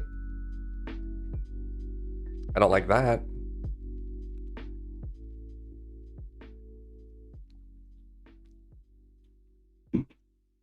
Oh, that's so frustrating.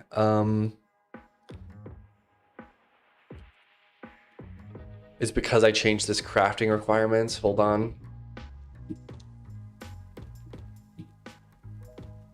Are you planning on a solar player as well? That doesn't need a server maybe? No, I'm not planning on that. You make a YouTube video sometime? I think it's overlooked thing most dev video tutorials, and I think it's interesting. What do you want a video about? I did used to make videos, and I could make more for sure. I just get like, really, I just don't like editing. So like if I made a YouTube video, it's probably just gonna be me talking for like 20 minutes and then like I'll cut the silence out of it and then that'll be the video. Like I can definitely do a video like that. But like the problem was I would get too fed up. I would get fed up. I would just get like when you make a video, you want it to be like good and like high quality and stuff. But I just can't,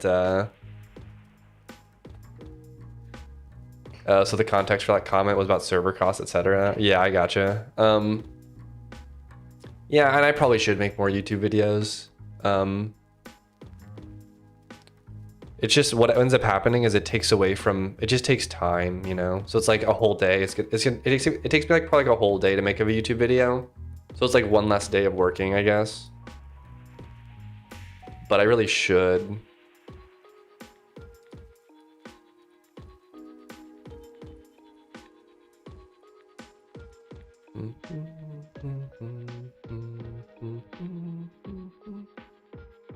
Go tiny.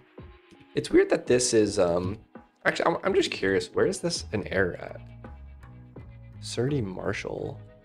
Yeah, go tiny Marshall.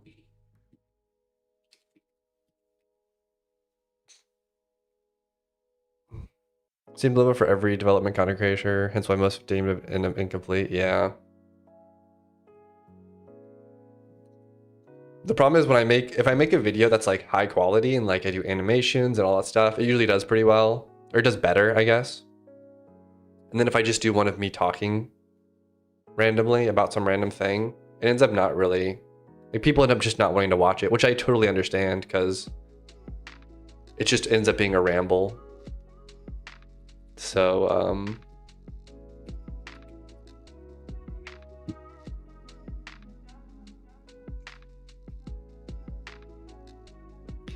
yeah, the problem is I had to make my serialization for the config package. I have to make it deterministic so that I don't end up churning this binary file in my repo.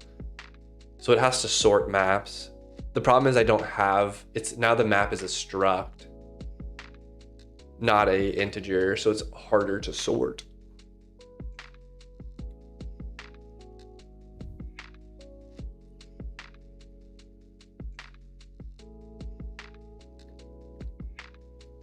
I think a video specifically about launching a network game with all the bells and whistles come with it, such as cost, database, etc. might be one of a few out there. Yeah. Yeah, it's probably true.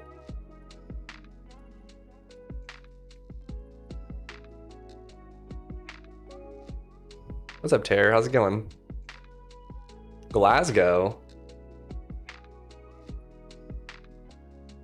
Oh, you're still on your remote work trip, right? Was that, I feel like I remember you mentioning something about that. Like you had to work in another country for a certain period.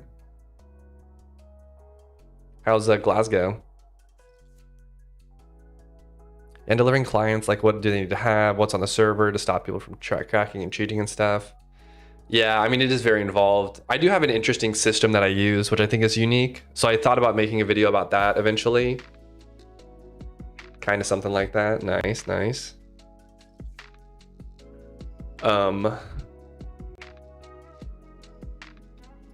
But cloudy.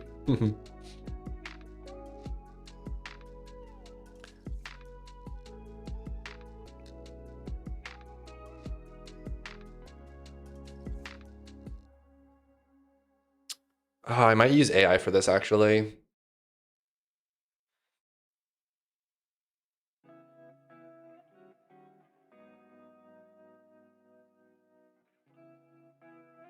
I hate writing reflect code. I think I know what to do. I know what I want to do. What I want to do is I want to reflect a struct and I want to walk through it and then recursively reflect down and compare these fields. And that would make it deterministic. Yeah, I'm just gonna go ahead and make this also handle if the RA and RB are both the same struct, just recursively walk the struct fields and compare the types. Don't judge me. I really dislike writing reflection code. It's because it's just, I kind of know what I would need to do. It's just like, are they both a struct? Are they both the same struct type? And then then you loop through the fields on one and loop through the fields on the other and then make sure that they all match and that they are all equal. I think that that's doable.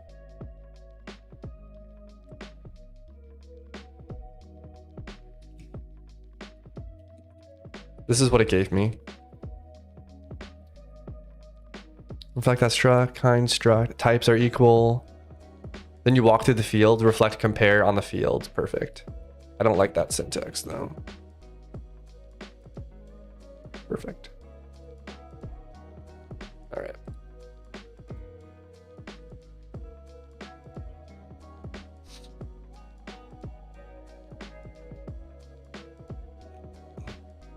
If you hate this stuff and want a pro solution, use tree sitter. I just went with a C parser and generating the reflection code as a DLL.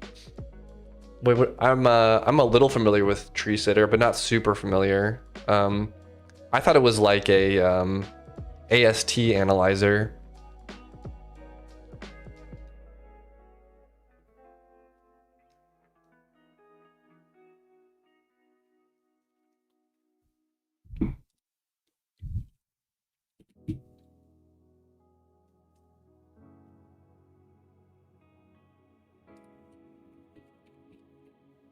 Oh, wait a second. Oh, recipe needs to get passed to something. Or, oh.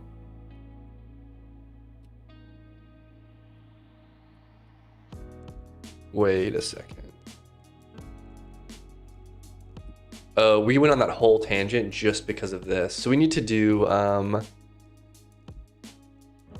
we want to do execute, upgrade, purchase. Wait, no, not this one. We want to do this one. Try.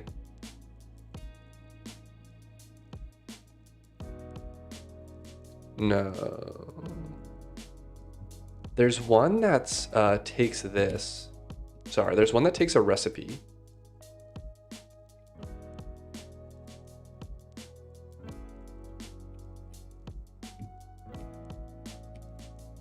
Or I'm gonna do this.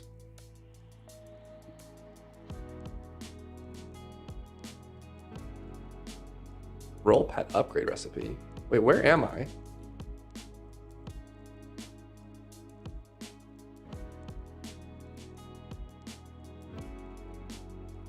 Wait, where is this? Oh, this is the function that rolls the upgrade recipe. It returns a recipe, not a, I see now, okay.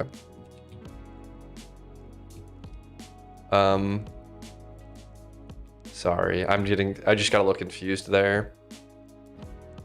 So this is just gonna be two things. One of them is the thing we just changed. We just changed this item map. It used to be keyed off of item type, but now the key is item, which will have the traits built into it.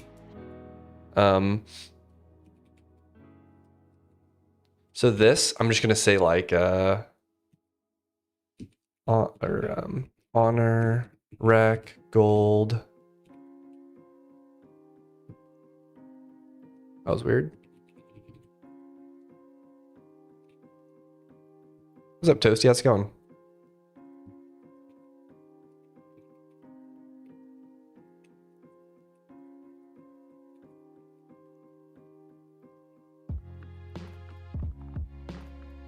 And then the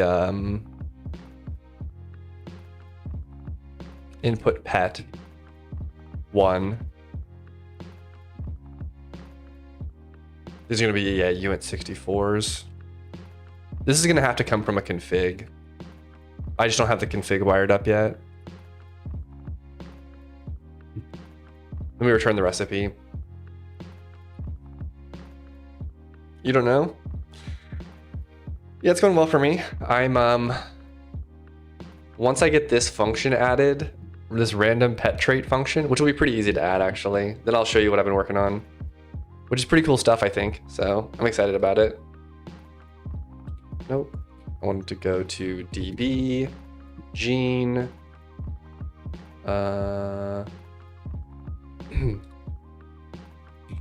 random pet trait. I kind of have been using different words for this, which I don't love, but gene type, gene db dot. Do I have a random function on this? Well, actually, I'm probably gonna need to have like a. It's gonna have to be a loot table. Like it's gonna have to be like a broken dev environment of my company stressed about it. Uh-oh. You broke it or someone else broke it? That sucks though. I need like a random,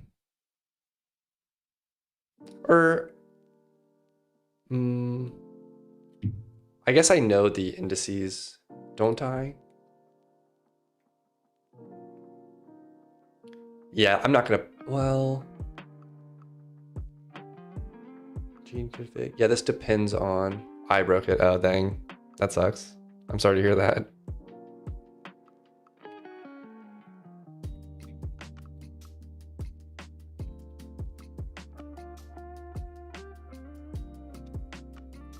Why are these in here? I guess I can put this in here then, can't I? So we'll just do pgen dot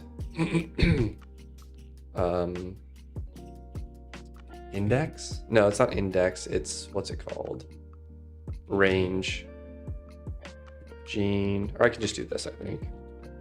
Gene type none plus 1 to gene type test type max.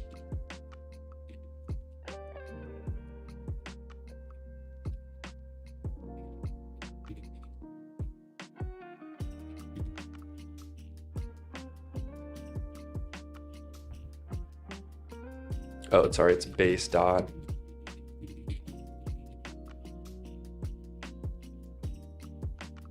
Do I need base dot gene type?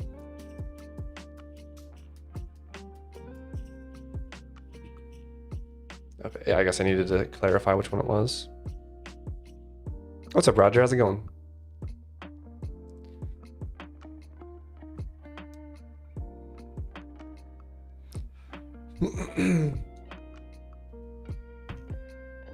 You're right on time to see the first test of the new features.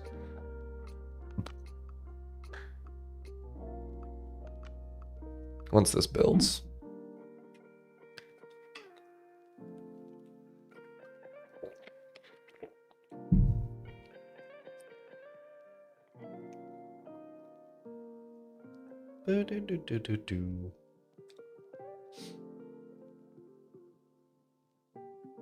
Yeah, I'm very excited about this feature. It kind of like it really came together pretty well, honestly. I think it's gonna be cool. I also think it's gonna add more like it's gonna add like a end game thing to work towards, which I'm happy about. Which Mythfall didn't really have until now, so.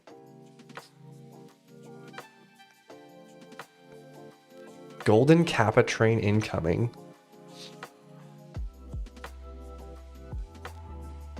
I don't know what that means. What's up, Chris? How's it going?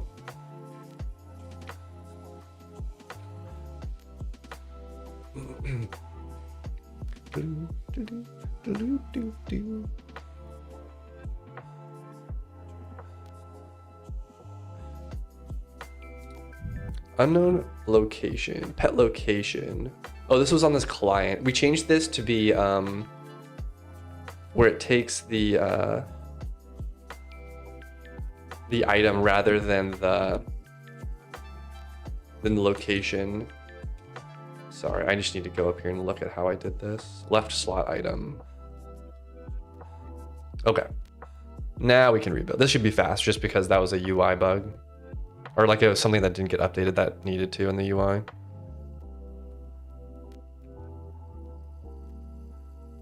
All right.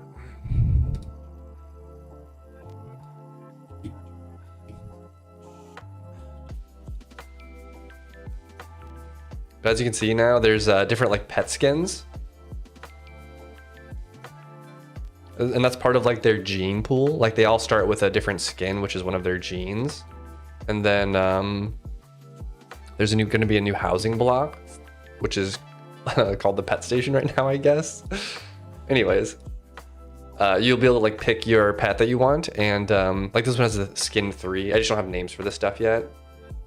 This one has skin 0, which is the default skin. This one's got skin 2. And then what I've been working on recently was the upgrade for this. Right now it's not like the UI is not finished or anything, but we should be able to click upgrade and it should upgrade this one. But it looks like it didn't. So I'm just looking at logs. Could I look up block type for provided location? Oh, no, I think the location's not being sent over from the client yet. We send a pet upgrade. We need to send this over. This is like what we're interacting with basically. House block, which I think is, yeah, dot location. So it's gonna be house block dot location. Oops. All right, let's try that. Thank you, Drum, for the sub. I appreciate it, man.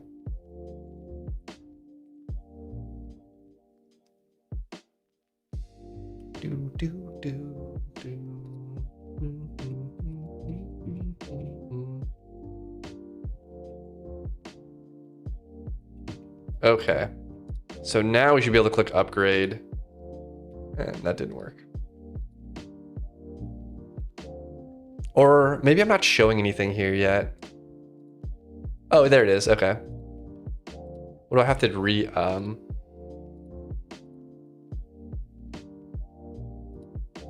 Interesting.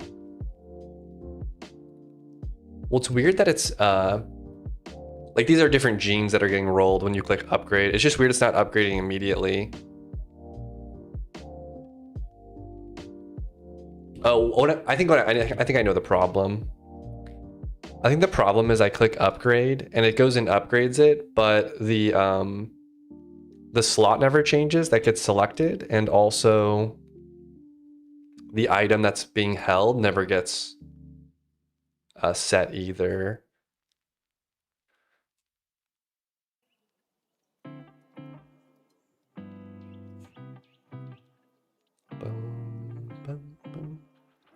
So I think actually I just need to clear those. Slot left.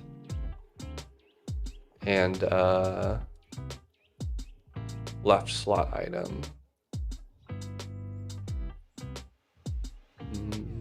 I'm gonna go ahead and just do this.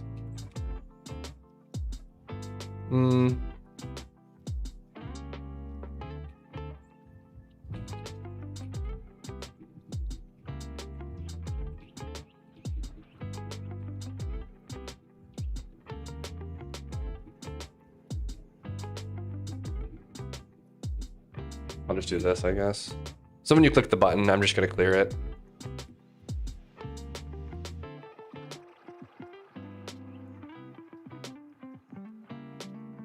Since you use Go for the backend in WorldGen, what graphics engine are you using to render all that data on the client side? I wrote a custom rendering library on top of OpenGL.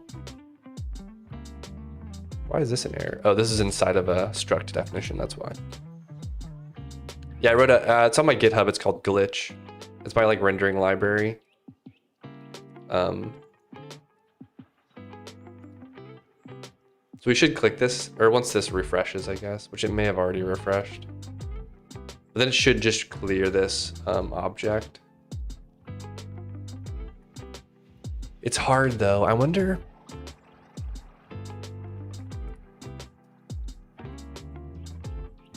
I don't like that interaction though, where you click upgrade and it disappears. Like I would rather it just show up.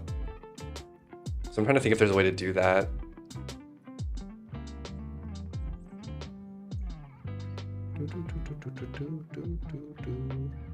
Why do I keep this separate? Why is this a global?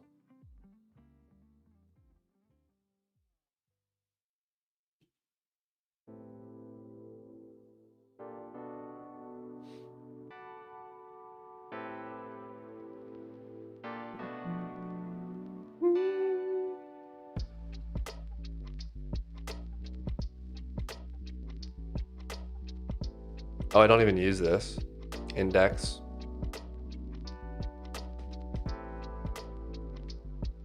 Yeah, it's just tricky.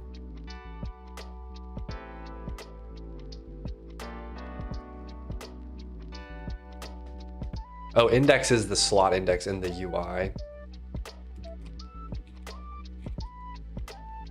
So on the right side, it would be slot index 1. The tricky part is I don't really have a way to update this.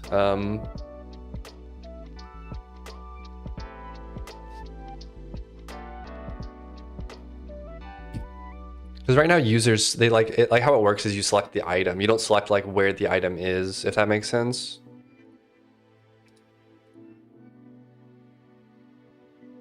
I mean, I could like play an animation or something, and then like by a second, it'll probably be updated, and then just update whatever this is. The problem is I don't really know where to pull it from now, you know?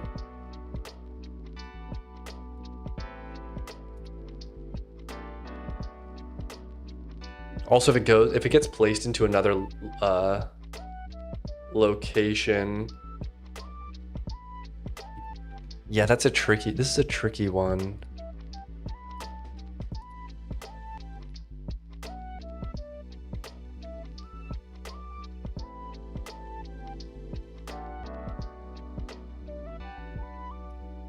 Unless I have the server send something back.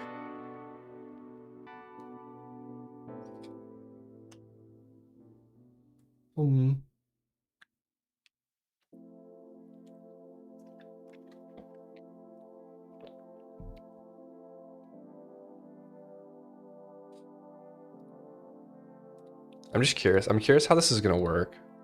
Oh, sorry. I'm trying to put these in here. Oh yeah, I don't pull from the backpack yet though. Actually, I'm curious now. What if I do this and then do this? Oh, it still shows this one.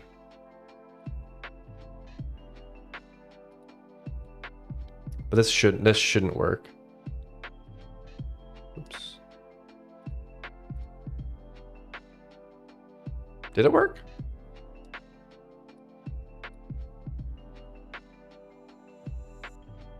Nope. This needs to be this. Oh, it did work. Okay, I guess because on the server side it pulls from this, but on the UI side I don't show backpack items. I'm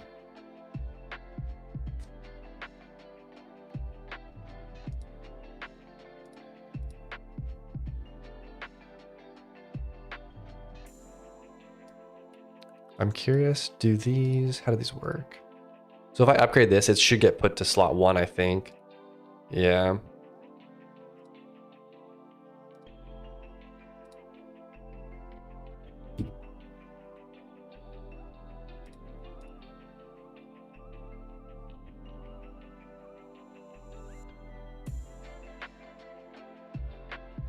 I mean, I could find the item heuristically. Like I could say like once you click upgrade, it's probably going to, like I could just look for a slime that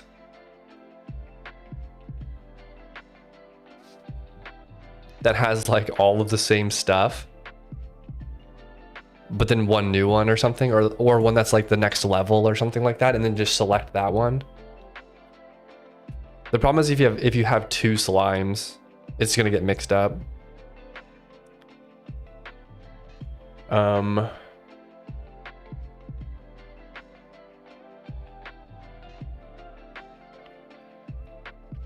This is kind of tricky. I really don't know how to do this.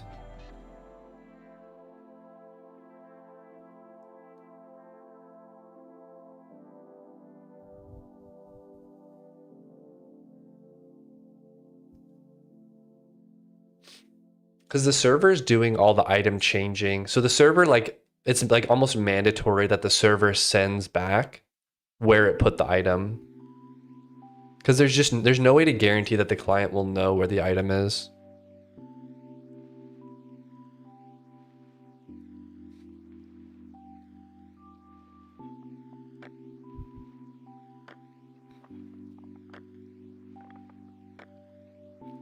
But I really don't want to send anything back. Especially not like a menu selection field. I mean, I definitely could. This would be the way to solve it, I think.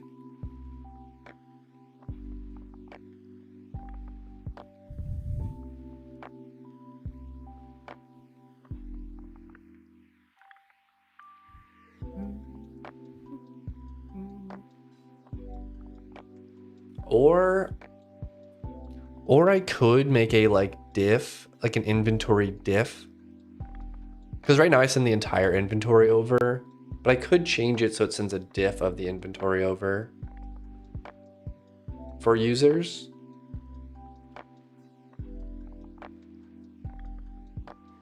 Or I could just diff it on the client. Like I could say, they're just like, everything feels like so hacky.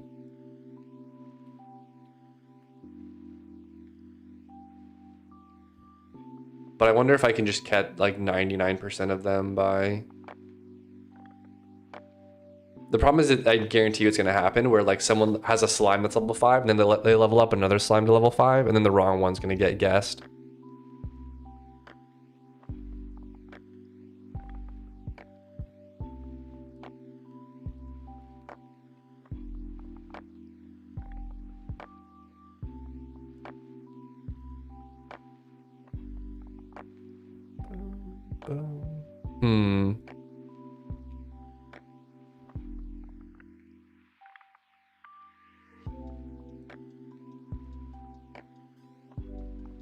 I could probably get a 99% guess though if I keep track of every single, like the skin and then all of these. Then you'd have to have one in your inventory that matches like exactly right.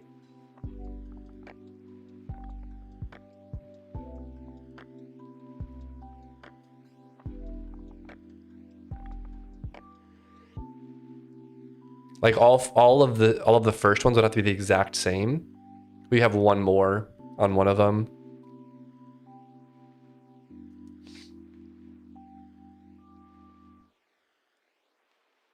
Which is, it's a little bit of a complicated operation, but we could do it that way. It would save us a network message.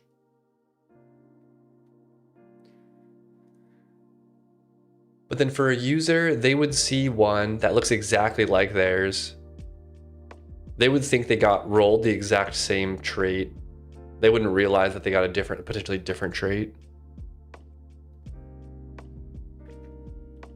For the last segment. But it would have to be the same item, the same skin, and the same traits would have to be the same too.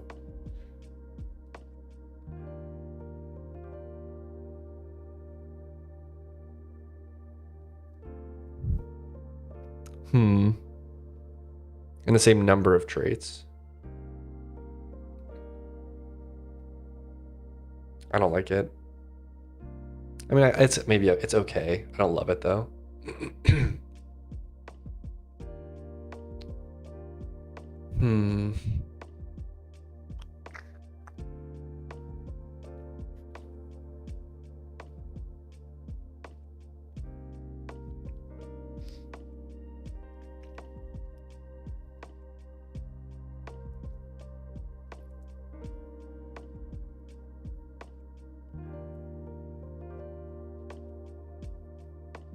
Actually, I wonder if I can just, I can have the client predict where the server is going to put it.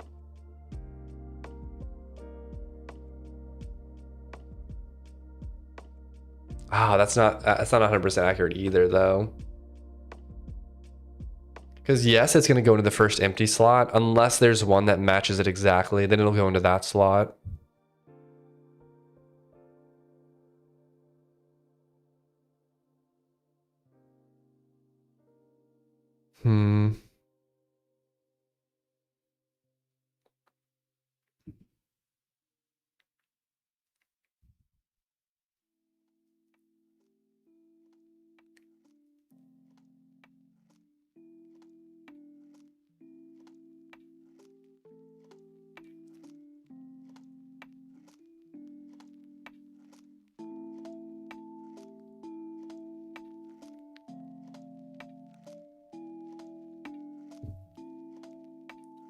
What I could do is I could upgrade the, or I could change the upgrade button to like prefer a destination slot, which is the same as the source slot, and then just keep the pet there in that same slot, and then it would be more stable. I might do that. Because this is going to be a problem for item enchantments too. So if I just change the crafting code to try to put it in a specific slot, if possible.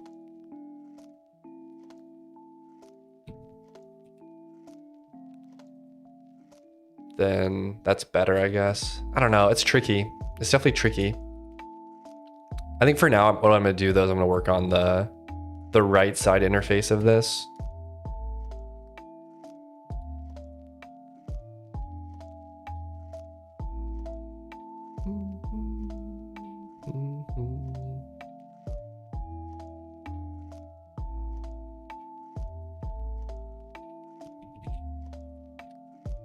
I'm gonna move this item. I'm just gonna close this. Even though we do hot reload, I just want it to be simpler.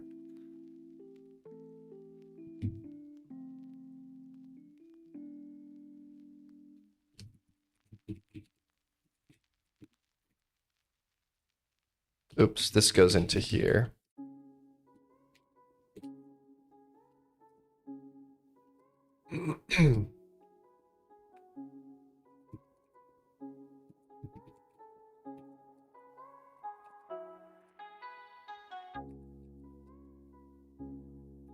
Left slot item.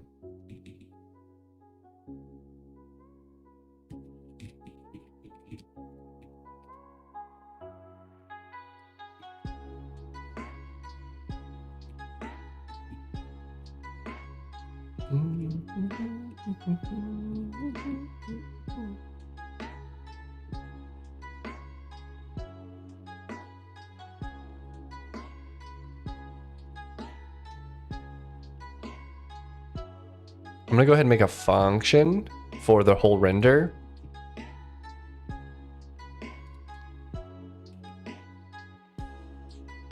I guess I can just do, what's it called? It'll be something like this. Draw pet sheet or something, I don't know. Draw pet, like upgrade sheet or something, I don't know. Or I just put it all into here. Well, this is technically supposed to be just be for the slot.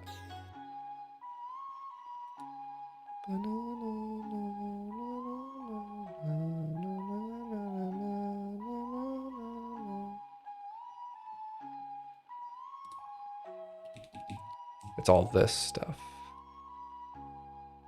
Draw item, slot left. I think it's this stuff.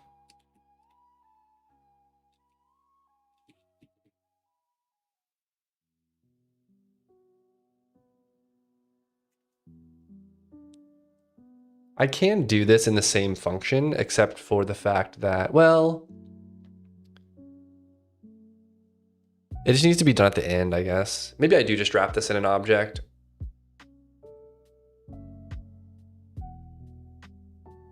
It just feels like complicated enough, I guess.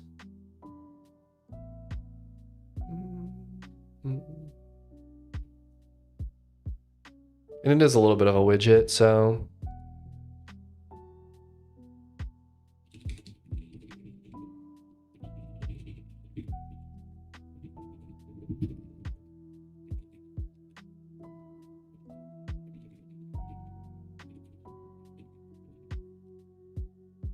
We'll do this then. This will be a draw, and we'll use the widget interface. Pet, upgrade, widget.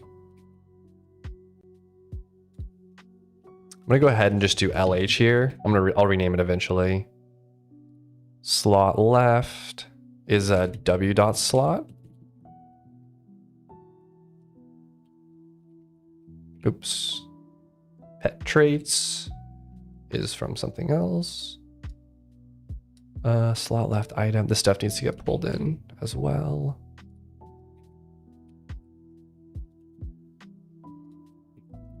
w.slot.item. w.slot.item. House block. I guess we do need to pass that in. w.slot.item. Clear slot left. This is simpler.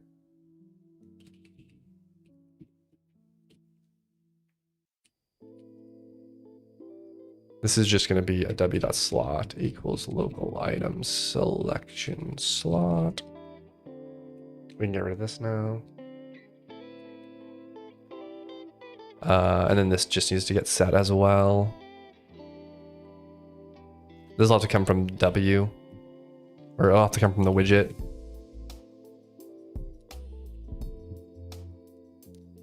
House.location.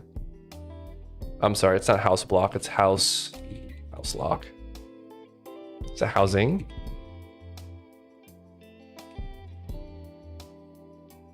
What type is this?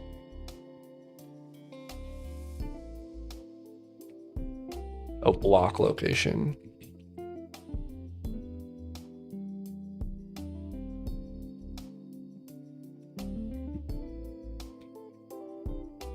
Okay. Then we can just form this widget.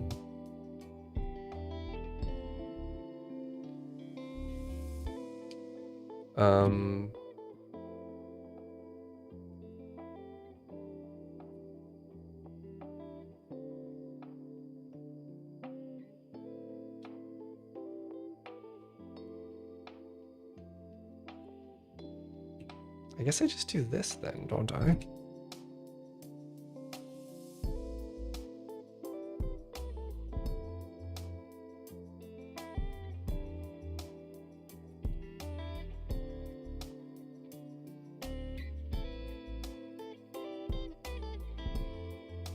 Block.load block, and then it's left widget.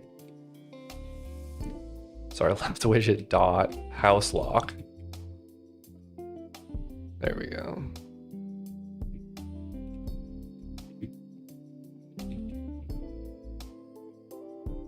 This is gonna have to be, or we need to do a draw here. Left widget dot draw LH, or no, it's win game LH.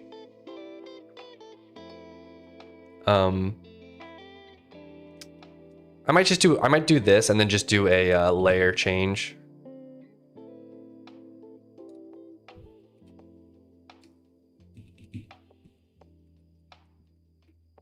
Or actually, no, I thought I was gonna just overwrite it. That's right. Okay, so it's W. Oh, that was weird. W dot. I'm gonna set inventory. W dot slot. W dot slot. This needs to get passed in as well. It's called item store dot inventory. Or it's left widget dot inventory.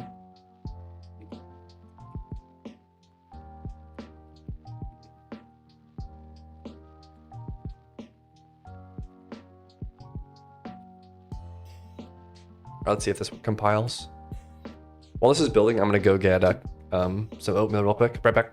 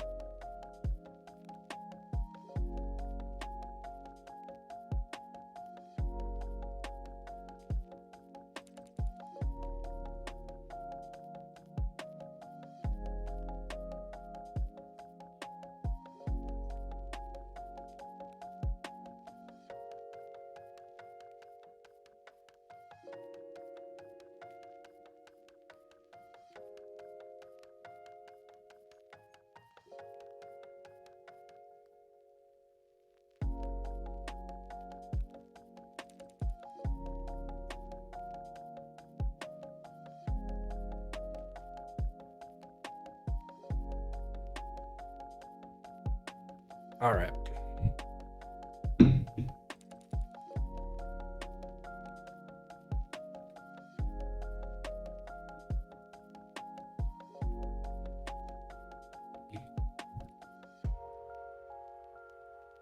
Okay, I guess everything just worked. Perfect.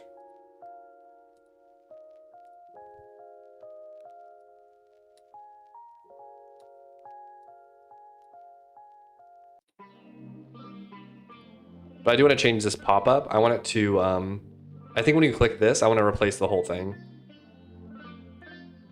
Guys, he's unit testing. Oh boy. Oh boy. I'm not allowed to laugh at that, but I want to.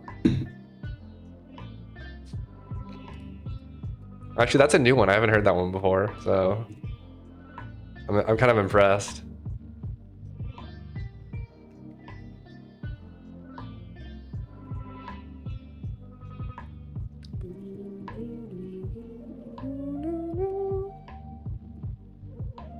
All right, so we'll return early if we don't find this, or if we don't have an item, because this is going to be the item drawing interface. However, we're going to put this further up.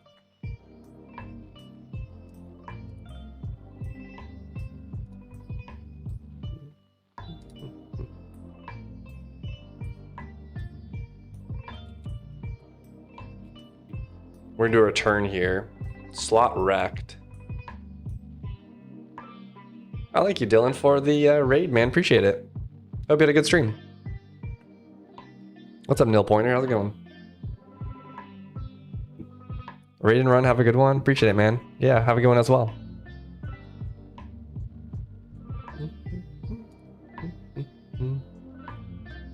That needs to go up.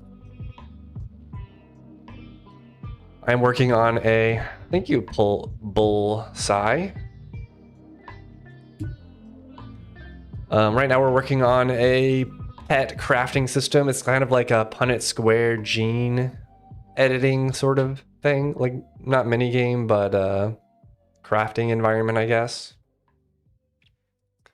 So right now, oh, or hold on, I need to run over there. So I have a new housing crafting block. I have a bunch of different pet types, and now they have different skins and stuff. There's like different colors, mostly different colorations. But then they're also going to get genes that get added. Like these are going to be the different genes. Like the test 3 is a specific gene that they get, and you basically click the upgrade button, and it'll add the new one. So like for example, this one doesn't have any genes. You click upgrade, and then now it's got 1 gene. And then eventually, once you have 2 that are both level 5, you can merge them. There'll be a different button. I'm adding a new menu over here for the right side. And you can merge the pets, and then it'll do like a Punnett Square merging of the 2 gene pools. So we had random skin, and there'll be some chance of getting a mutated gene as well, where it's just like it gets a different gene or trait or whatever. So that is what we're doing now. Because historically, the pets haven't had any stats associated to them. They've just been kind of blank, I guess. So, but it's still a work in progress. So we're still kind of, we're still working through it, I guess. But I want to change this. When you click this, I want it to take up the whole screen. So let's do that. So slot.open. I like do immediate mode GUI stuff, so that's why it looks like this. Yeah, we're gonna remove this anchoring though. R is just gonna be LH, I guess. That might be all I need to do, actually. Set a hot reload.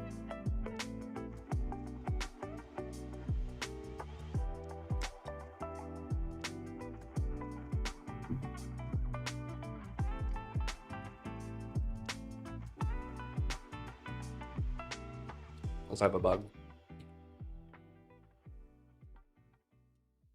Okay, I think it worked. Oh, it's doing the right column. Do I want that? I could leave this. Excuse me. I could keep the slot there on the left. I might just do the whole thing though.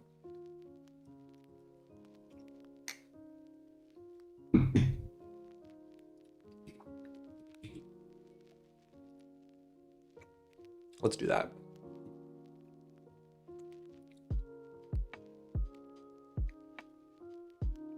Oh, because I cut left here. Well, I can do this then. I'm gonna cut these below. I'm gonna rename this to rect.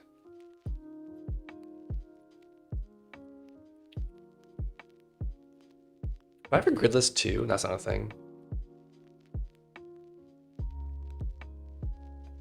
4. I'm trying to think of how big to make these. 1, 2.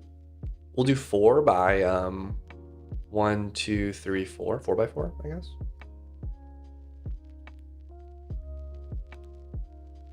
Okay. Now I just wait for it to reload. Unfortunately, my hot reloadable code base has gotten so large that now the hot reload kind of takes a long time. But it is what it is.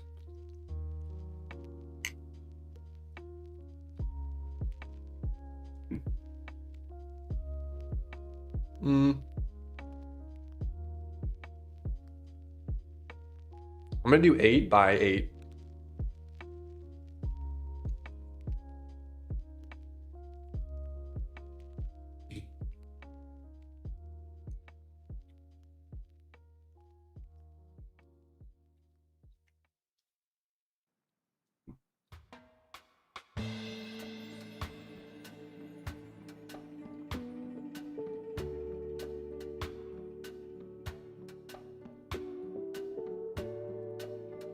Okay, that's better.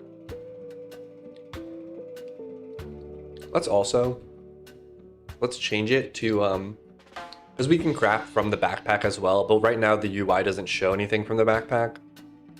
So we'll update it to do the backpack as well.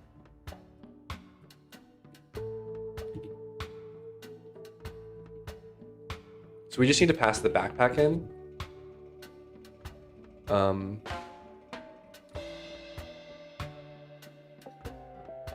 Sorry, it's left widget dot. I also need to read the backpack, which I guess I don't read.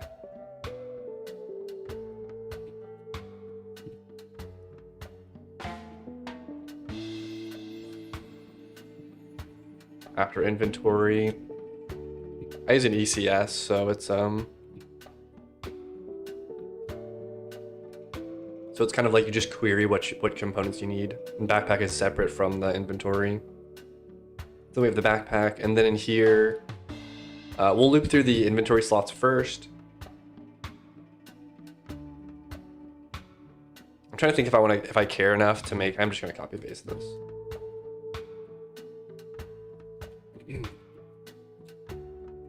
All right, we'll do that. It just sucks that the inside is the exact same.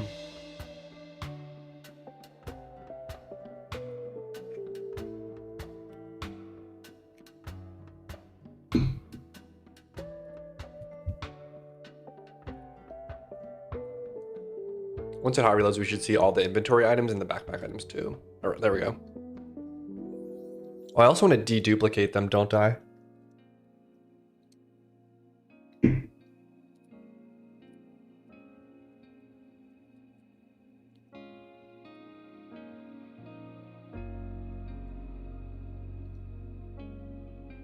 So actually, it's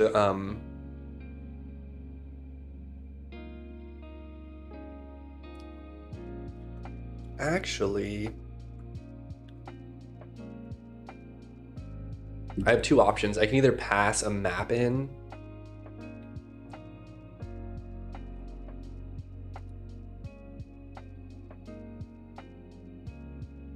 I could pass a map in of all the objects and deduplicate it on the outside, which is probably the best call, actually.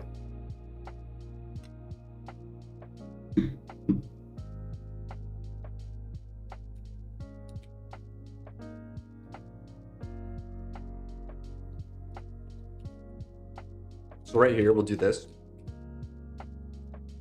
These are going to be a lot simpler. We're going to make a cached map. It's going to be like selectable pets map, base.item. I think I'm going to do an int. I'm sorry, this is a make.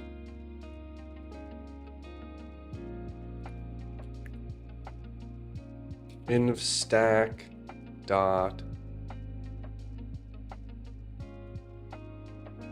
what's it called? Oh, item.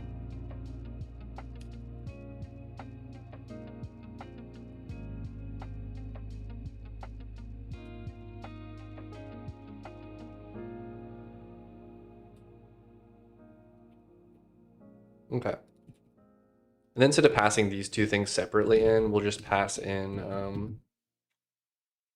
the map. Oh, whoops, I forgot to clear it.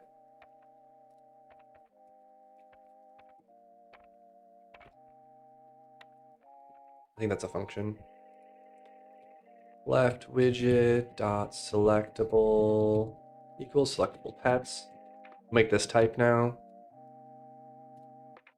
It's up here. It's gonna be a map base.item int. Okay. So that'll get assigned to it before we do the thing. And then here we just need to do this. I'm just gonna say, do I have pet as something? Or should I say pet? W.selectable pet.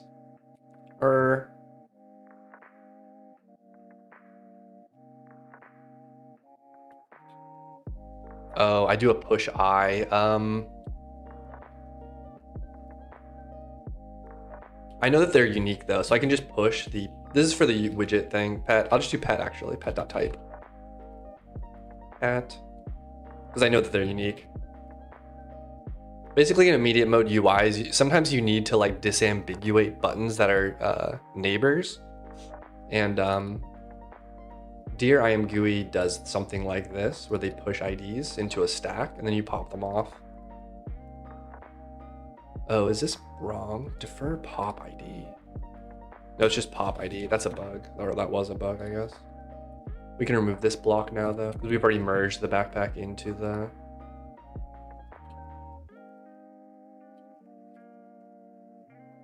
thing. Okay.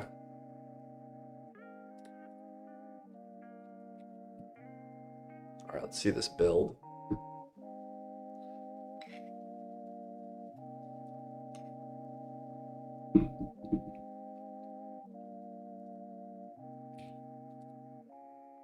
Oh shoot, I forgot about that. Go map ordering is not deterministic. I can't believe I didn't think about that.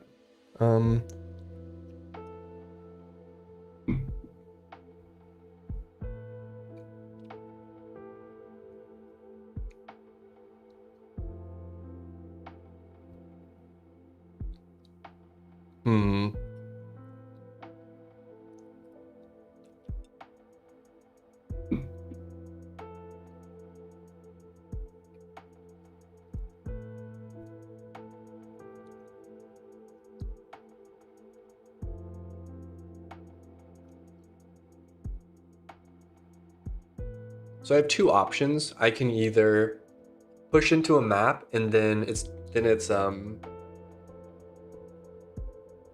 merged.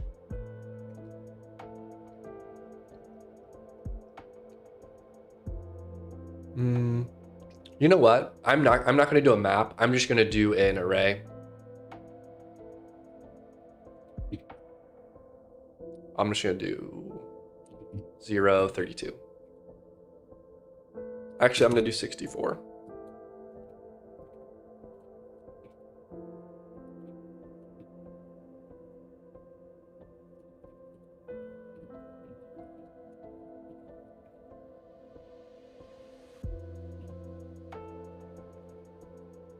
Oops.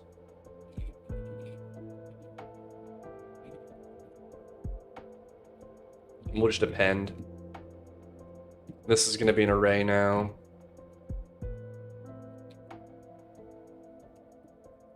And it's going to be pre-sorted. And it's this. So I can go back to I now for the push ID. And now it should just always be sorted. That should work.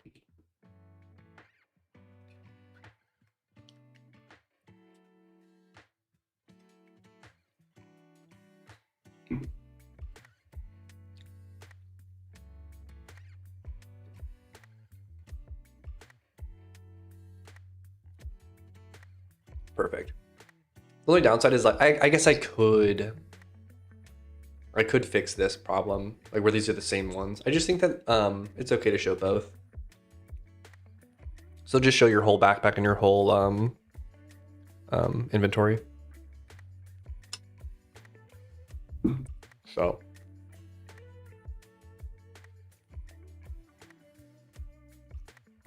okay, let's do the right side now.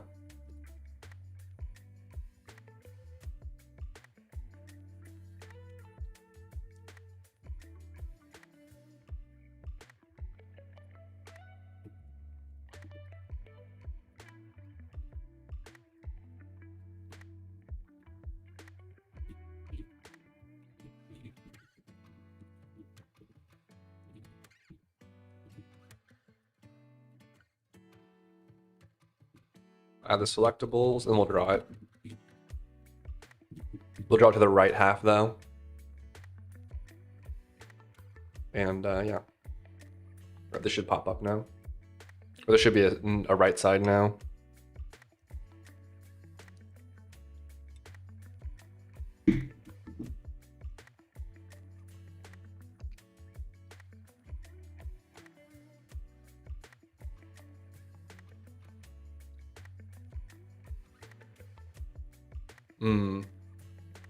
Why is that? Oh, it's probably I probably forgot to push this.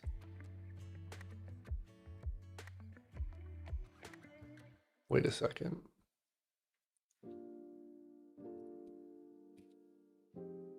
Oh, these get wiped. Hold on a second.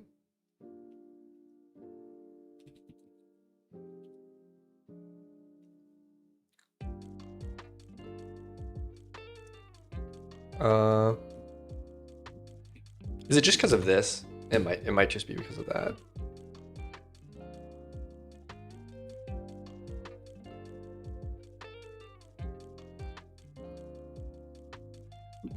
Yeah. So we'll just clear it another way without clearing the index. And we just need to clear what?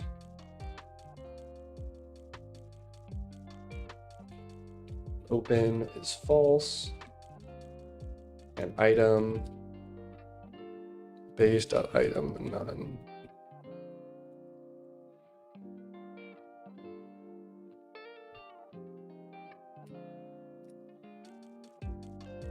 Because it's right now it's thinking it's the same slot, but it's not. Because the index was getting wiped.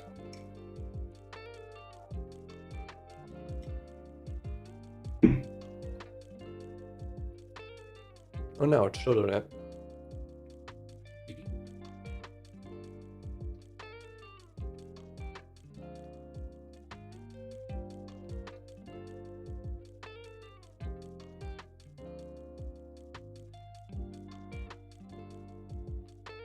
Oh, I copy pasted this.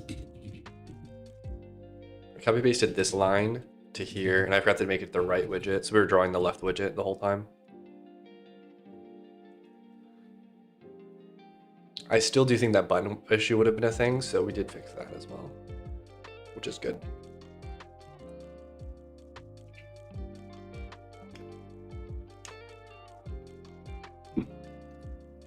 Okay, there we go.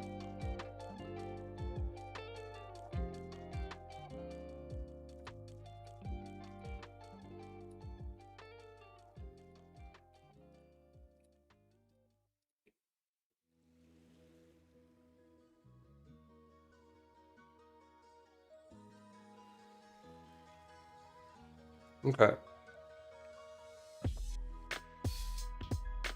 So the upgrading part works. We just need to do the merging part now. So once they're both level 5,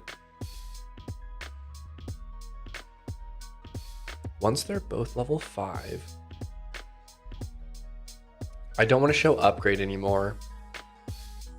That's definitely one feature I want. Let's go to this draw function for that panel.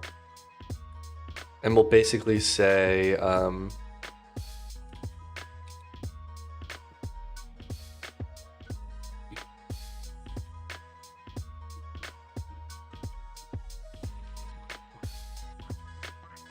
so we'll basically do this. We'll do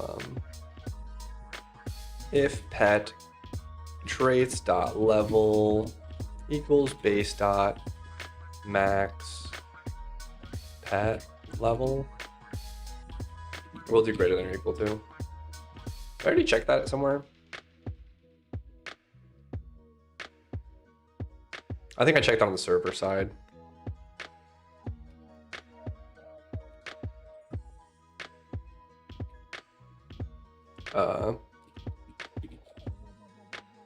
Okay. Once this reloads, we'll see. This should go away.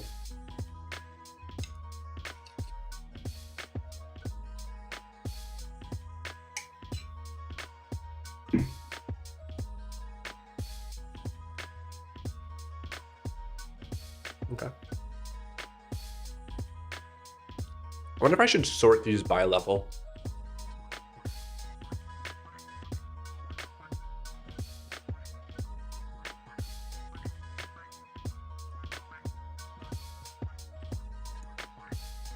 Like, I wonder if that would make it easier to pick the same one. I don't know.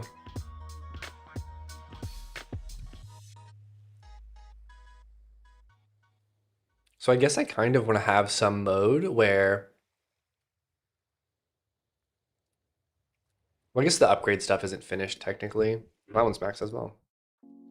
Because I need to show like the upgrade price to get the next trait for the pet.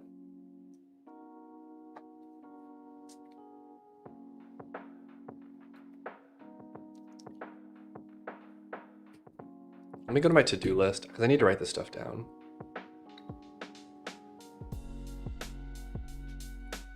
Oh, I still need to do that. I did that for that. I don't have the merging pets yet.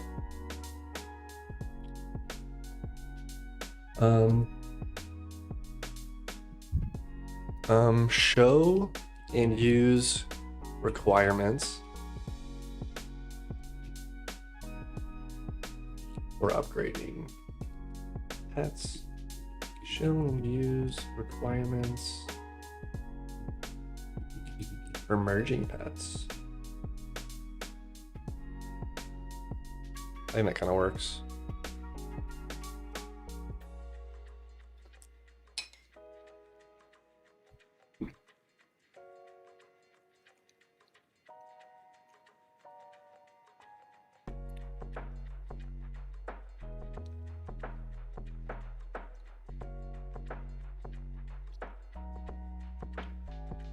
I was thinking that I was gonna do a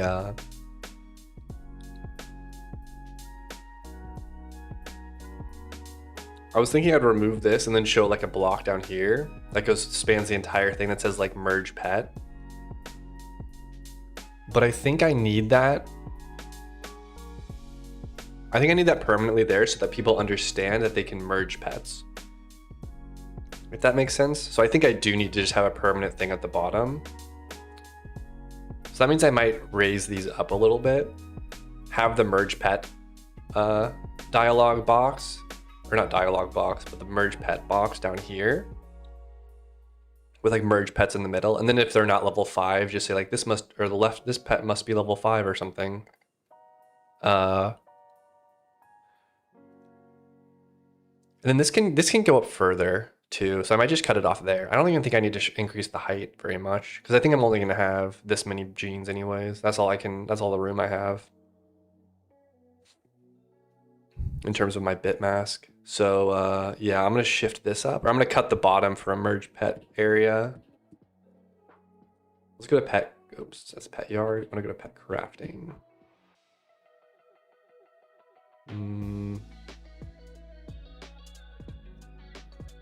Oh, whoops, I'm too far down.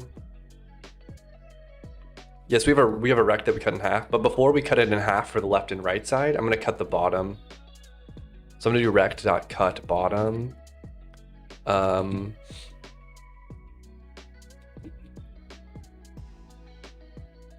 That was weird. I'm gonna do panel height minus, or no, I'm just gonna make a section up here.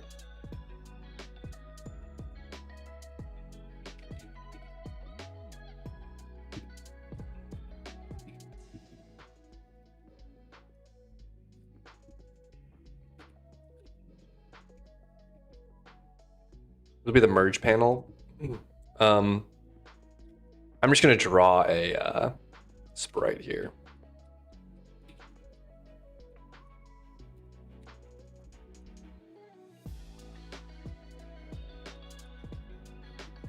All right, so it should just shift up and then have the button a little bit higher. 80 might have been too much though, but we'll see. I think 60 is probably a better number.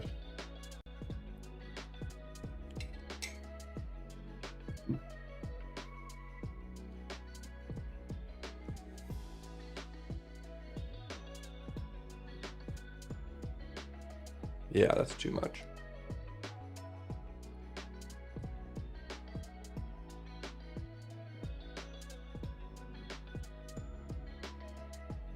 So we'll do, I'm gonna make this 220. I'm gonna make this 60. So the whole menu is gonna get a little taller, which I think is good. And this should get a little smaller.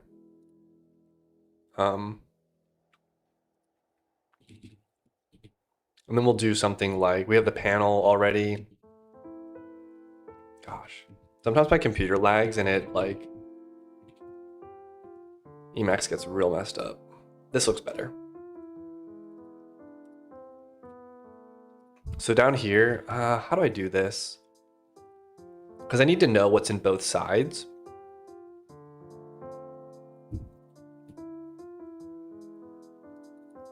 Let's just get the button laid out though.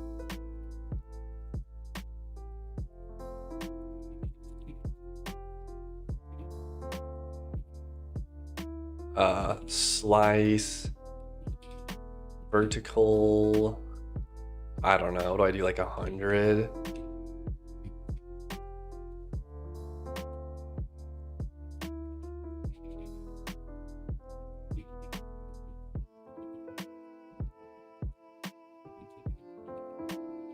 I think I'm gonna do it at the bottom. This still might be too tall actually.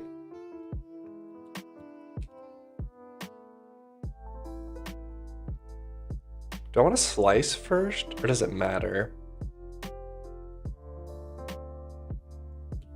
I think I want to cut bottom. 16 seems to be my button height. And we'll do slice vertical. To do merge pets. We obviously need some extra checks to say things like, or give the user some feedback if the pets aren't level 5. We need to show that like these pets need to be level 5 first.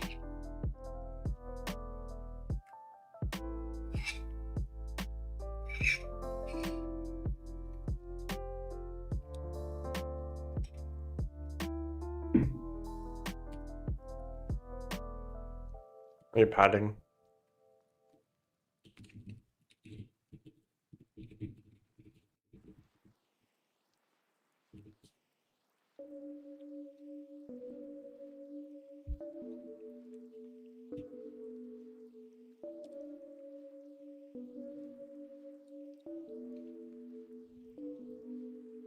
Did it move?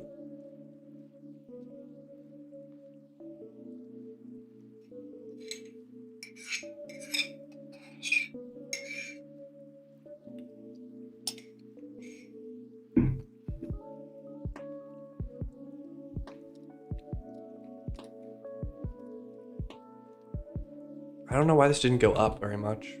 Oh, I forgot to set it to this itself. Thank you, Villeman. Yeah, it's a custom engine. It's on my GitHub. It's all written in Go, so it's a Go rendering library. It's in my GitHub. It's called Glitch.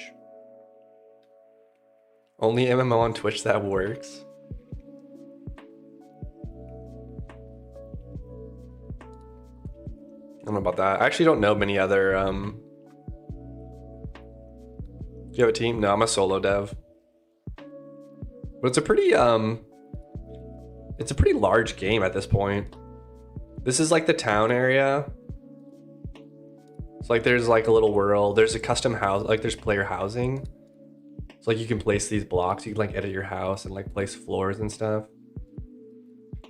Just how it's coded, these guys all respawn when you update your house, which is people are annoyed by, but I haven't fixed it yet. So anyways, this is where most of the gameplay happens. You basically, there we go, there's a sword. You basically like fight monsters.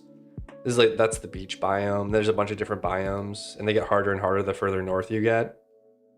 And these guys also drop dungeons. So you kill enough of these, they drop dungeons. There's also like a task. This is the sphere. It's called the sphere. So there's sphere tasks. And once you finish all the sphere tasks, you fight like a final boss type character. And yeah.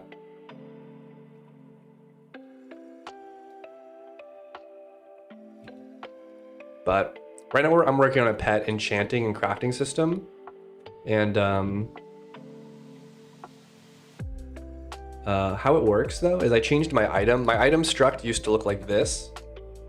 So it was just an item that had an item type in it. And an item type is like a fungible item, I guess you could call it. But so what I added on top of that now is a traits thing. And this will be used for enchanting items and crafting pets.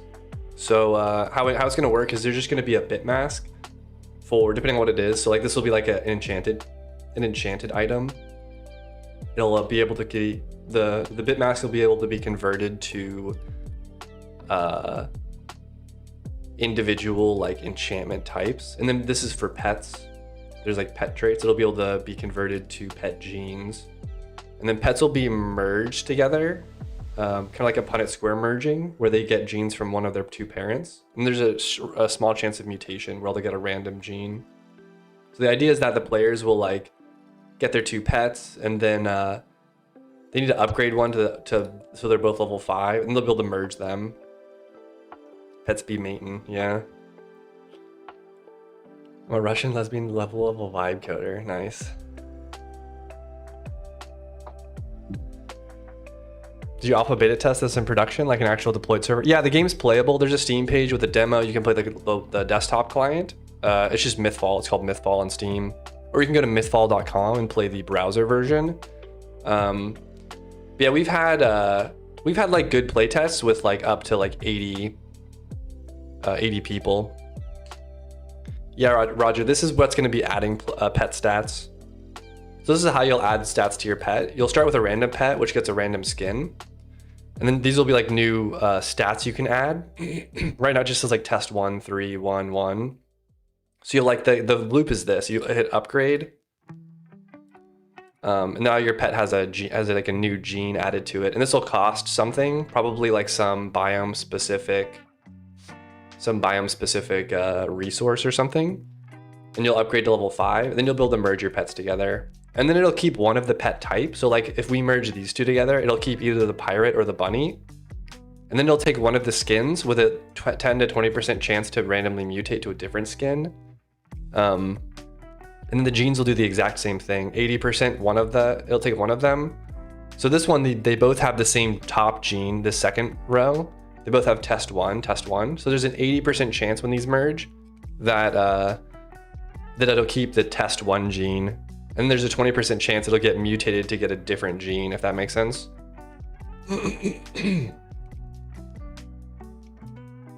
So, what if the pets hide in tall grass and you use nets to deploy it from spherical capsules? Sounds like I'm gonna get sued by by Pokemon. Isn't that what happened to Pal World? Didn't they get sued or something? But in Mythfall you get eggs. You get eggs and you put them in incubators. These are the eggs. These are all the different pets. And they incubate into like an actual pet. I like the art. Looks like content scale won't be a problem for you. Yeah, I mean, it does take time to add content. So, but most of like the framework is in place. It's just adding content is the thing that takes time. But at least it's nice to, like things are in place enough. I'm getting to the point where I can start just like adding more. Like I'm adding more and more content, which is fun. So Pokeball is patent or something weird like that. This isn't a ball, it's a sphere. What's it called when a sphere is like, graphics do look great. Thank you, man, I appreciate it. What's a dodecahedron? It's like it's a icosphere. That's what I was thinking of. It's an icosphere. Patent's not gonna get us. Really cool. That's a web game too. Yeah, thank you. Yeah, I always grew up loving playing just get random games on browser, so that was a important feature for me. And it's really not. I mean, it took work for sure, but it was. I think it was worth doing. It led to some funny. It led to some funny things that happened. Like there's this middle school that everybody at the middle school got super into Mythfall for a little while. This is a long time ago. This is like 2 years ago. And right before homeroom, my player count would spike to like 60 players or something. And then everybody would go to their first class and then the player count would crash back to like 0. But then it ended up getting banned at the school because some kids got like caught playing it or something. So they like, they URL banned me. And so it's just like funny little things that happened. The middle school arc was legendary. Yeah, it was definitely funny. So like it's just like you lose out on so many people that would just play browser games at school or something if you yeah, web games really hit differently. Yeah, so imagine having to download and install a video game. True. Yeah, these were kids play. They get like Chromebooks, I guess, at their school, so they would all play on their Chromebooks. But yeah, but we got banned, so no longer. Maybe some other middle school will find us. But anyways, what was it? Oh, I was working on this section. So yeah, we need to show if they're not level 5, we need to gray it out.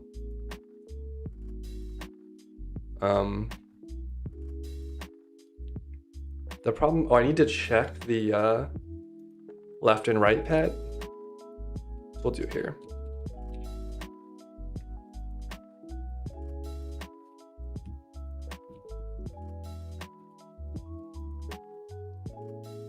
Trying to make a new ad campaign and specifically targets kids in school zones. That might sound weird without context, yeah. Yeah, I haven't really thought about doing ads that much. I see a lot of very mixed things with advertising. It also costs money, which I prefer not to spend money. Item. Well, yeah, left widget. Oh, dot slot. Dot item.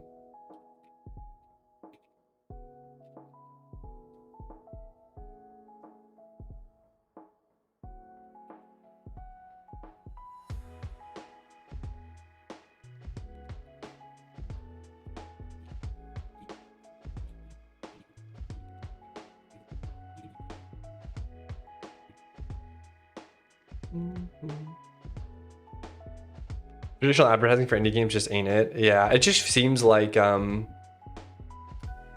just have to like get word of mouth or like good Steam reviews or things like that. But or a lot of people found me from like my YouTube videos. That was probably the biggest thing that got me people. So I mean, you can only do so much.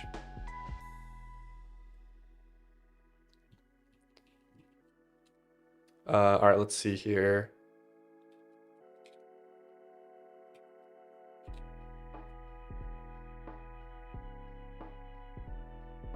It seems so convoluted nowadays how much social media presence is seemingly necessary. Yeah, well, I mean, you see tons of games that are like, I think the game needs to be good for people to keep playing it, but for people to find out about it, it's hard. If the game has to be good, and then you also have to like find people that like your sort of games, you know? But like you can have a bad game and be like super famous and people will buy your game and they probably won't enjoy your game, but they'll at least buy it. And you know, so you can make a bad game and just be popular and get purchases that way, you know. Thank you, Dude Meister, for the follow. Appreciate it.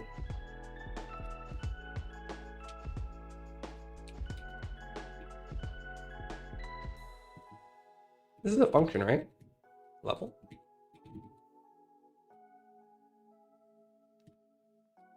Sometimes the LSP, I don't understand. Oh, it's item.trade.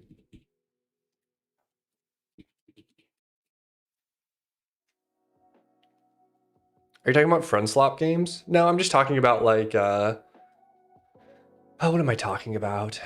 I'm just saying that like if you're a famous streamer or content creator, I feel like you can make a game that's not good, but people will buy it. I don't really have an example of this, but I feel like just because you have a big following, people will just buy your game because they like you. And it doesn't necessarily have to be like a good game, but people will buy it. They might not play it. It might not be like fun to play, but they'll still buy it. If that makes sense. I think friendslop games are like a different sort of thing. Like these aren't well-known developers, at least as far as I know, they're not well-known developers, but they're finding, it's a new niche, I guess I'd say friendslop is.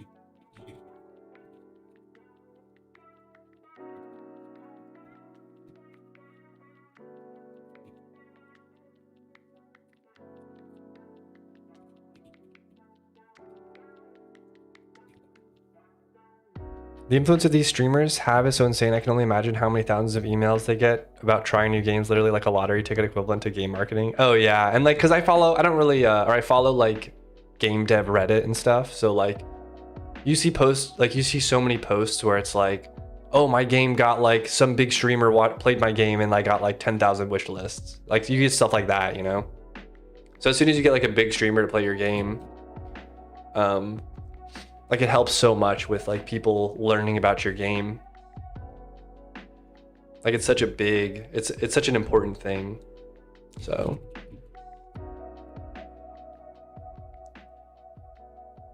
Literal cheat code, yeah. But so you have to make like, there might be a strategy out there that's just like make games. Like that's maybe what friendslop is. It's like make a game that like streamers can play with their friends and then people are gonna buy it, you know?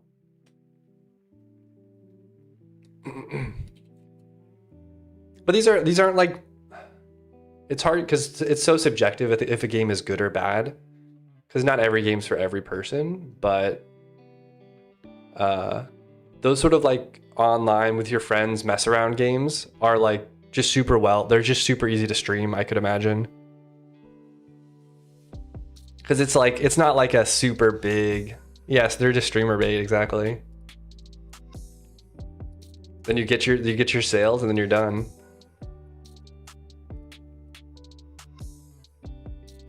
Like, you know those games where you fall all the way down, like only up or something? What's it called? Only up or all the way up or something like that?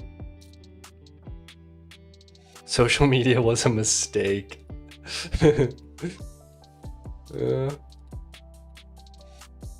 Okay, cool. So when we have both level 5, oh, it shows still.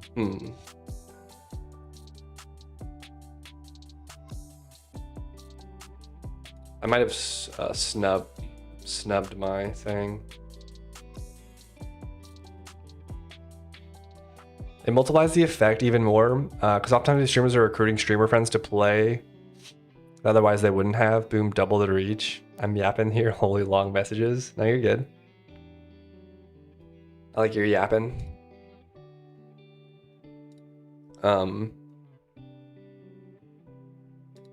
Yeah, I'm trying to think. I don't really follow streamers who end up making video games that much, so I don't know how those do. But other than like game dev streamers who make them, right? Like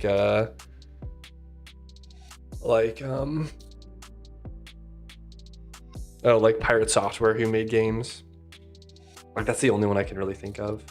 Other than like there's some YouTubers that have made games, but like a lot of YouTubers end up never launching their game. Other than what's his name? Oh, how can I not remember his name? Oh, Thin Matrix. I feel like that guy always launches his games. MMOs are so different though. Harder to make hundreds of thousands of hours of content. It's harder to make the gameplay entertaining for stream viewers. Oh yeah, like MMOs end up having to be a grind just because retention is so important, you know? So that's something I definitely underestimated when I started this project. And something I didn't design super well is the fact that you need to have these like infinite grinds of things. Like there needs to be things that are like infinitely grindable. So hopefully pets and enchantments will do that. But you know, it is what it is. I also don't want to make a game that I like don't like, if that makes sense. Only one in recent memory was a tower defense solo dev that went viral for how much copies sold shortly after launch, which catapulted sales even harder. Social media is so chaotic with this stuff. Yeah. Thank you, Lotus Pixie, for the follow. Yeah.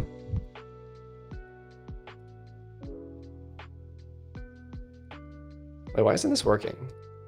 Why does it show merge pets? Can merge is true. Left.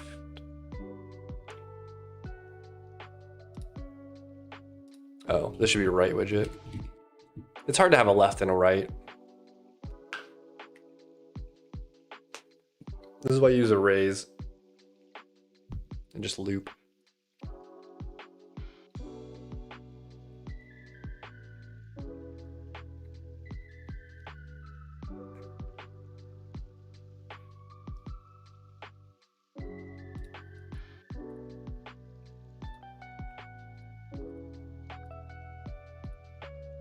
Okay, so that's good. Else.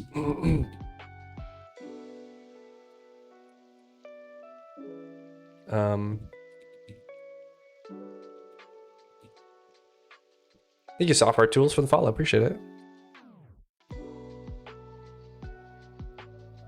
Oh, it's called base text style. I also saw one guy who made this, or I didn't know who this was, but all I got so many YouTube ads for this tower defense idle game called The Tower or something like that. And I got so many ads for that for a while. And I never clicked on any of them. And then eventually I started getting these like 100 view video recommendations on YouTube for that game. Yeah, do you remember that? That guy I don't know, I wonder how much he spent. It was like a mobile game. But now it's in my YouTube feed. It's like, I get like random, like, I don't know, not to dog on people who get 100 view videos, because I get 100 view videos, and I just get these like really small videos where it's just like someone playing the game. When it's shoved in your face that much, it specifically makes me avoid it. Such a fine line with marketing. Oh yeah, you can definitely like make yourself look bad marketing.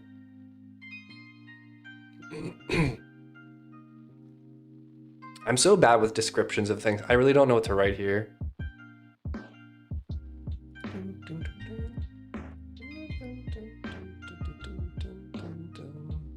Or I could do a text here that like says must be level 5.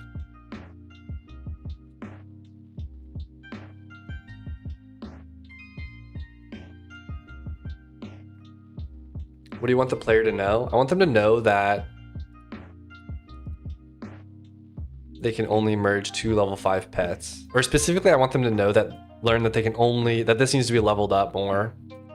So maybe I just do text here. Like must be level 5 to merge or something.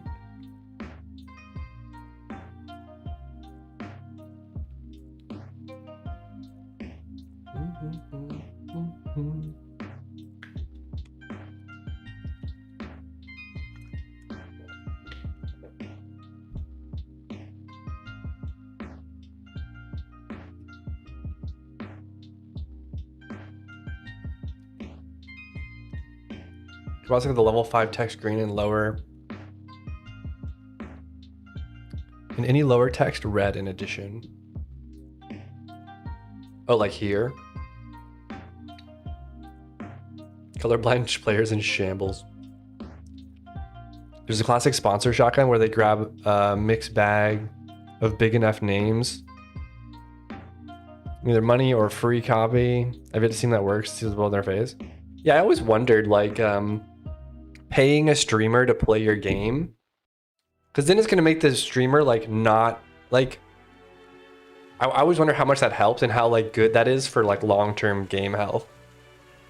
Like, I'd much rather just have the streamer find my game and play it, rather than, like, open the door to me paying them.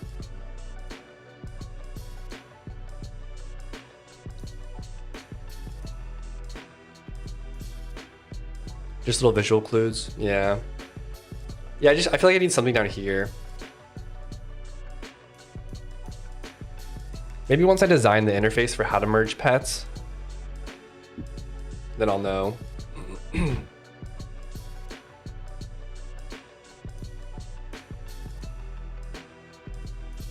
Yeah, it does depend on the game for sure. Because there's games that people are more likely to find, like streamers are more likely to play.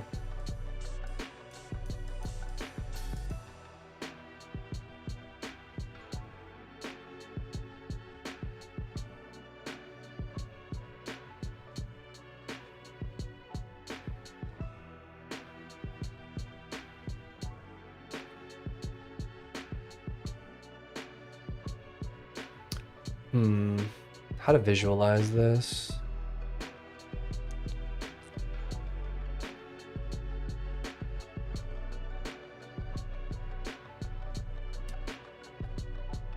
Sponsor may work more for content creators who've been playing your game already.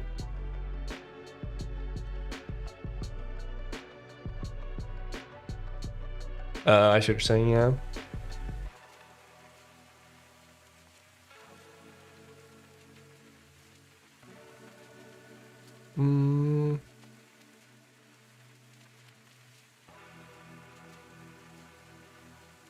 Is there multiple conditions and pets need to be able to merge? No. It's they just need to be level 5. They need all of their traits to be added, then they can merge traits. I'm just I'm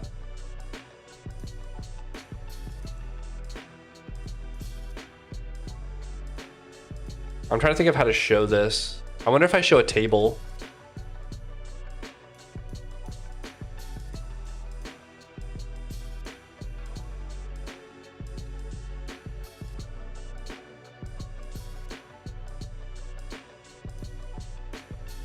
The problem is I need to show a 1, 2, 3, 4, 5, a 6-row table here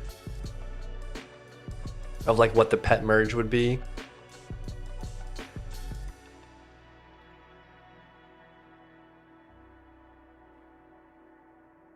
Which I could definitely do. Omega Punnett Square, yeah. I don't think I'm gonna do a Punnett Square though, just because it's too hard to do like divided. I probably would do a table that has this stuff on the left side, this stuff on the right side, and then like percentages next to the names. So it'd be like 40% this, 40% that, 40% this, and then like 20% mutated or something. Or like a mutated side that says 20%. Or I could maybe do one that's like this. Hold on.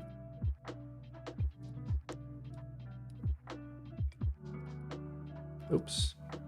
I could maybe do one that's this. That just is at 1.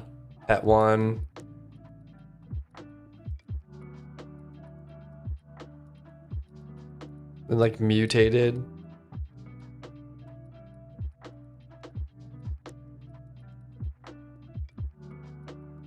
Or something like this. It's either I do that or I do it like per trait. Like skin.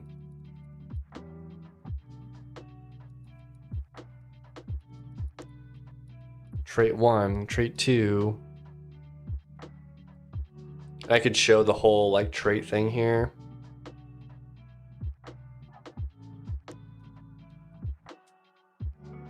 Thank you, Kangaroo, for the follow. Appreciate it.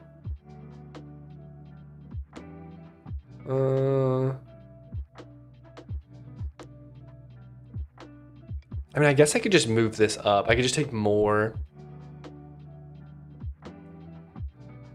Or like the approach of merging and the RNG and how relatively common eggs are. It makes sense. Yeah, I think it'll be cool. And then it'll be, because it'll make it tricky to get like all the traits you want with the skin that you want, with the pet type that you want. But it won't be impossible, right? And then it's like, there ends up being like this, you know how there's like, in horses, there's like purebreds and stuff. You end up having like this pet that's like, has all the stuff you want and becomes really valuable. So I think it's just an interesting, I don't know, I think it's a really interesting way to go about this. I've had this idea for so long. So it's nice to finally like get it implemented. Is it Ebiden? No, it's not Ebiden. I wrote my own rendering library on top of OpenGL. It's on my GitHub if you're interested in looking at it.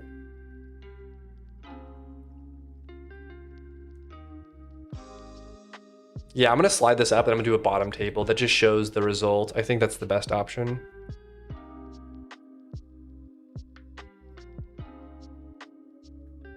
So let's go ahead and do that. So this is 220, so we'll do 120. Let's see how that looks. We also need room for the button. Or I could make the button here. Like the button could go and then, but I like having the question, I don't know. UIs take a long time to get together. Oh, that's a big problem though, having these get so small. I need less. Let's do 100. We'll do 240. Is GC languages like Go a problem in games? It definitely is a problem. It's a solvable problem. You're not going to get the same level of performance as you're going to get from more manually managed games or more manually managed memory type languages. So, but like any 2D game you can get away with. 3D games are probably just a little harder. Like it just depends on how complicated of a game you're making, you know? All right, let's go less. I might have to go to 120 now. I might do 6. These aren't that small. Will the quality of traits scale with the difficulty of the boss that dropped the egg?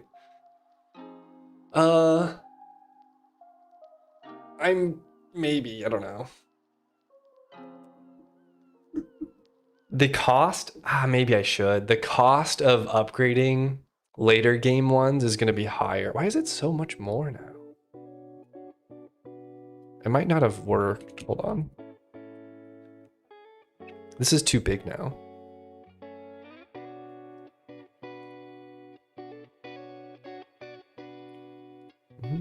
Actually, this is pretty reasonable. Like this fits. There should be a payoff. I am with the much harder to get ones. Yeah, I do agree, but the payoff is that you get a cool pet, I guess, which I don't know how valuable that is to people. But having like one of these guys super maxed out is like more impressive than.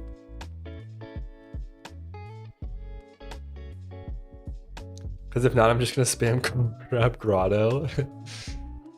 Yeah, no, it does make sense. And then upgrading these ones will probably be more expensive too.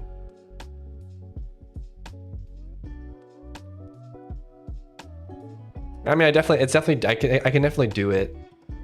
I might have to do it in tiers though. I couldn't do it custom per pet. I might have to do it like, I don't know, tier 5 pet, or tier 4 and 5, tier like 0, 1, tier 2, 3, tier 4, 5 or something. In terms of trait role, the trait role table. Yeah, it's tough because I have to balance like something that's not impossible to code or something that's like reasonably okay to, not like super hard to code, but also like does what I want.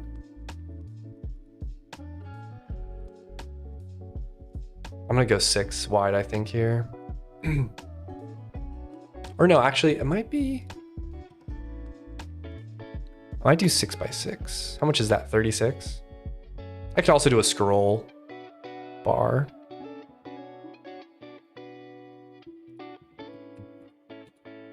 They're just too small.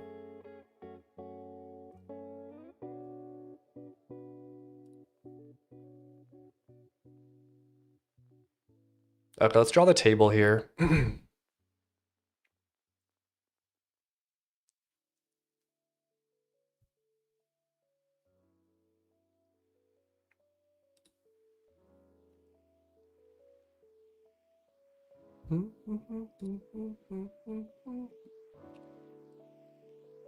Merge panel rect dot slice vertical. I'm gonna do 140. Merge table rect. Oh, I'm sorry, I missed your message. Have you guys seen any issues with your game with GC? I mean, I'm interested in giving Ebon a shot. Yeah, it's so you're not gonna really run into that big of problems GC time, GC pause time related for desktop games. The one thing you have to look out for is in browser, you're running a single thread. So Go is typically it's a stop the world garbage collector, but it has a concurrent phase that's able to run concurrently if you have access to multiple threads. And in browser, you only have a single thread. So the entire GC cycle has to pause the runtime of your game, which can cause you to miss frames. So you just have to be more careful about leaking memory out to the GC. So you end up having to do stuff that you do to other languages, right? You have to pre-allocate blocks of memory, have caches of things, stuff like that can help reduce your GC requirements. Go did have a proposal out there for memory arenas, but they, I think it got like backburnered or something. So they're not built, at least my understanding is they're not building it anymore. Which I kind of get because it seems really tricky. So, yeah, I mean, you can definitely like Go. You can definitely make games in Go if that's the question. It's just you have to be a little more careful about how you allocate memory. So, but yeah, I've spent a lot of time tuning mine to reduce memory allocations in hot loops. So, is there no way to run in web with multiple threads? There's like web workers, but you end up having to like send messages. At least my understanding, I never did it, but you have to send messages to the web worker to do work to send it back to you, and then you can have multiple threads.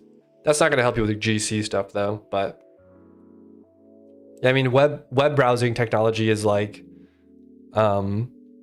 single threaded JavaScript runtime, right? Like that's what it's built on. So the web has simply kind of followed that, I guess. Okay, I think I just need this 3 columns.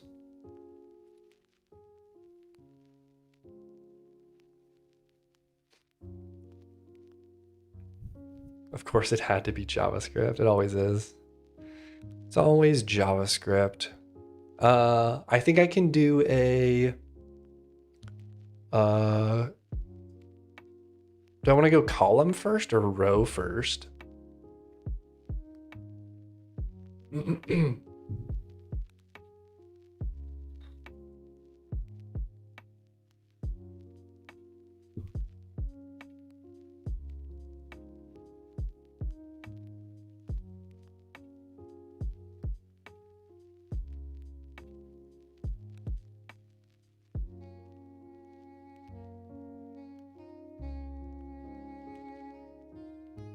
We love some JS. All right, mods, ban this man.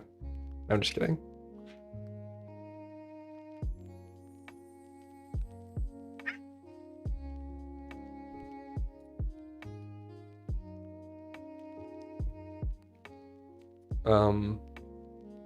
All right, let's do this. So we'll, I have like vertical lists and I have horizontal lists. I just don't know if I want to not send them to the danger zone. Why not evident though? Isn't it hard to make your own instead like you did? I guess at the time, what was I thinking at the time?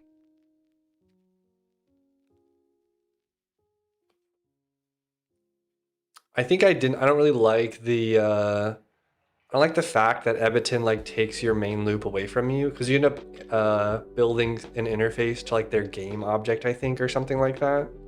I didn't like that very much. I don't really like the retained mode thinking of things. Not that Ebiton's retained mode. I didn't really understand the like image thing. Like I just don't know like what's happening, I guess. So like it's hard for me to like I don't know. Maybe I just didn't understand it well enough, and I didn't really care to spend the time to do it. Like how I think of rendering stuff is like I have a bunch of vectors of vectors, you know? Like I have a list of my vertices and I just want to send those to the GPU and like draw stuff with my shaders, you know? So like that was kind of the model I built mine on top of. So mine's much more like Raylib.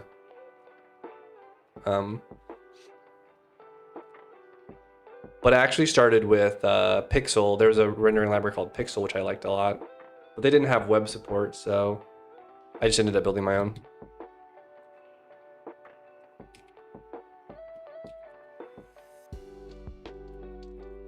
Oh, let me, I'm gonna close this so it's not constantly hot reloading because it's gonna be a little tricky. Array buffers, yep. Merge.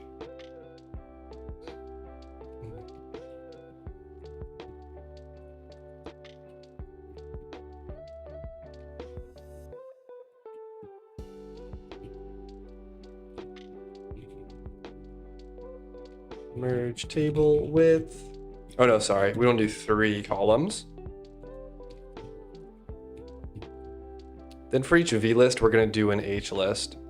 What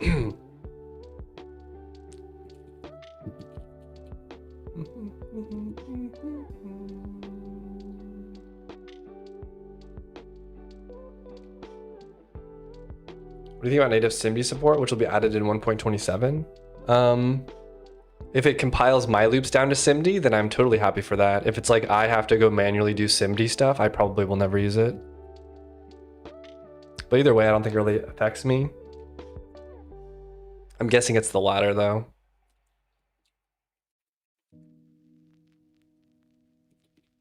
Range, we'll do range 5.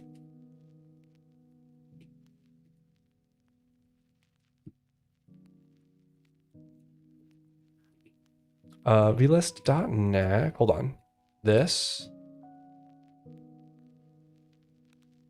are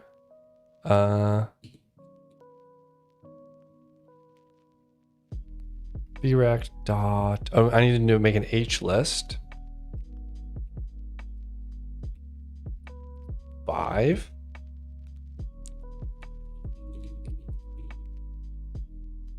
Oh no, this goes up here. H list dot next. R is this, and then we do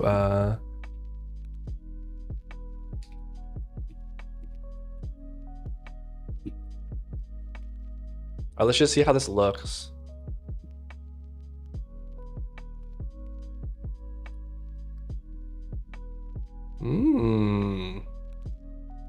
Looks nice.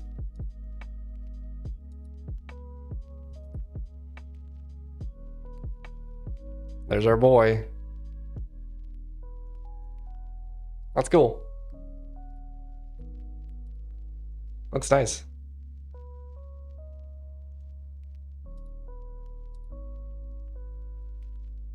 Ooh, dark mode. There we go.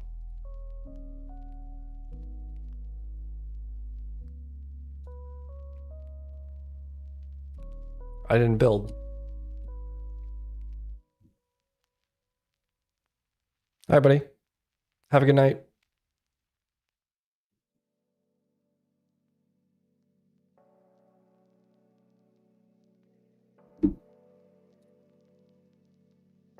Flashing light, yeah, epilepsy warning.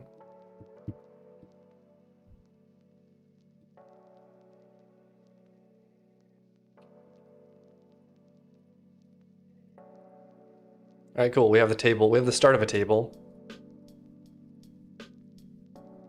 I'll probably make it more thinner.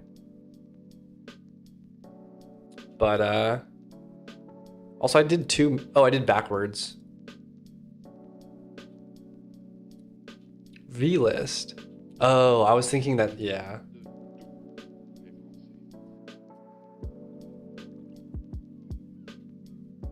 I'm probably gonna go the opposite direction though. I just got these backwards though, so.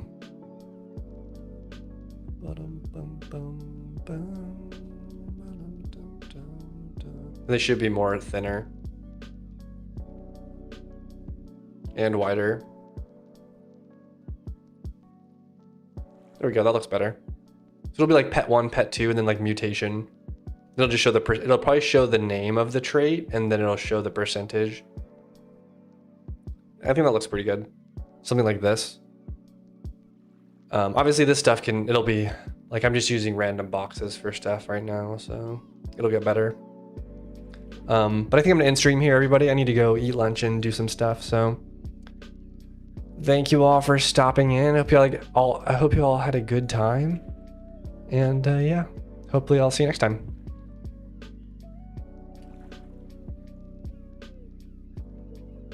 Take care.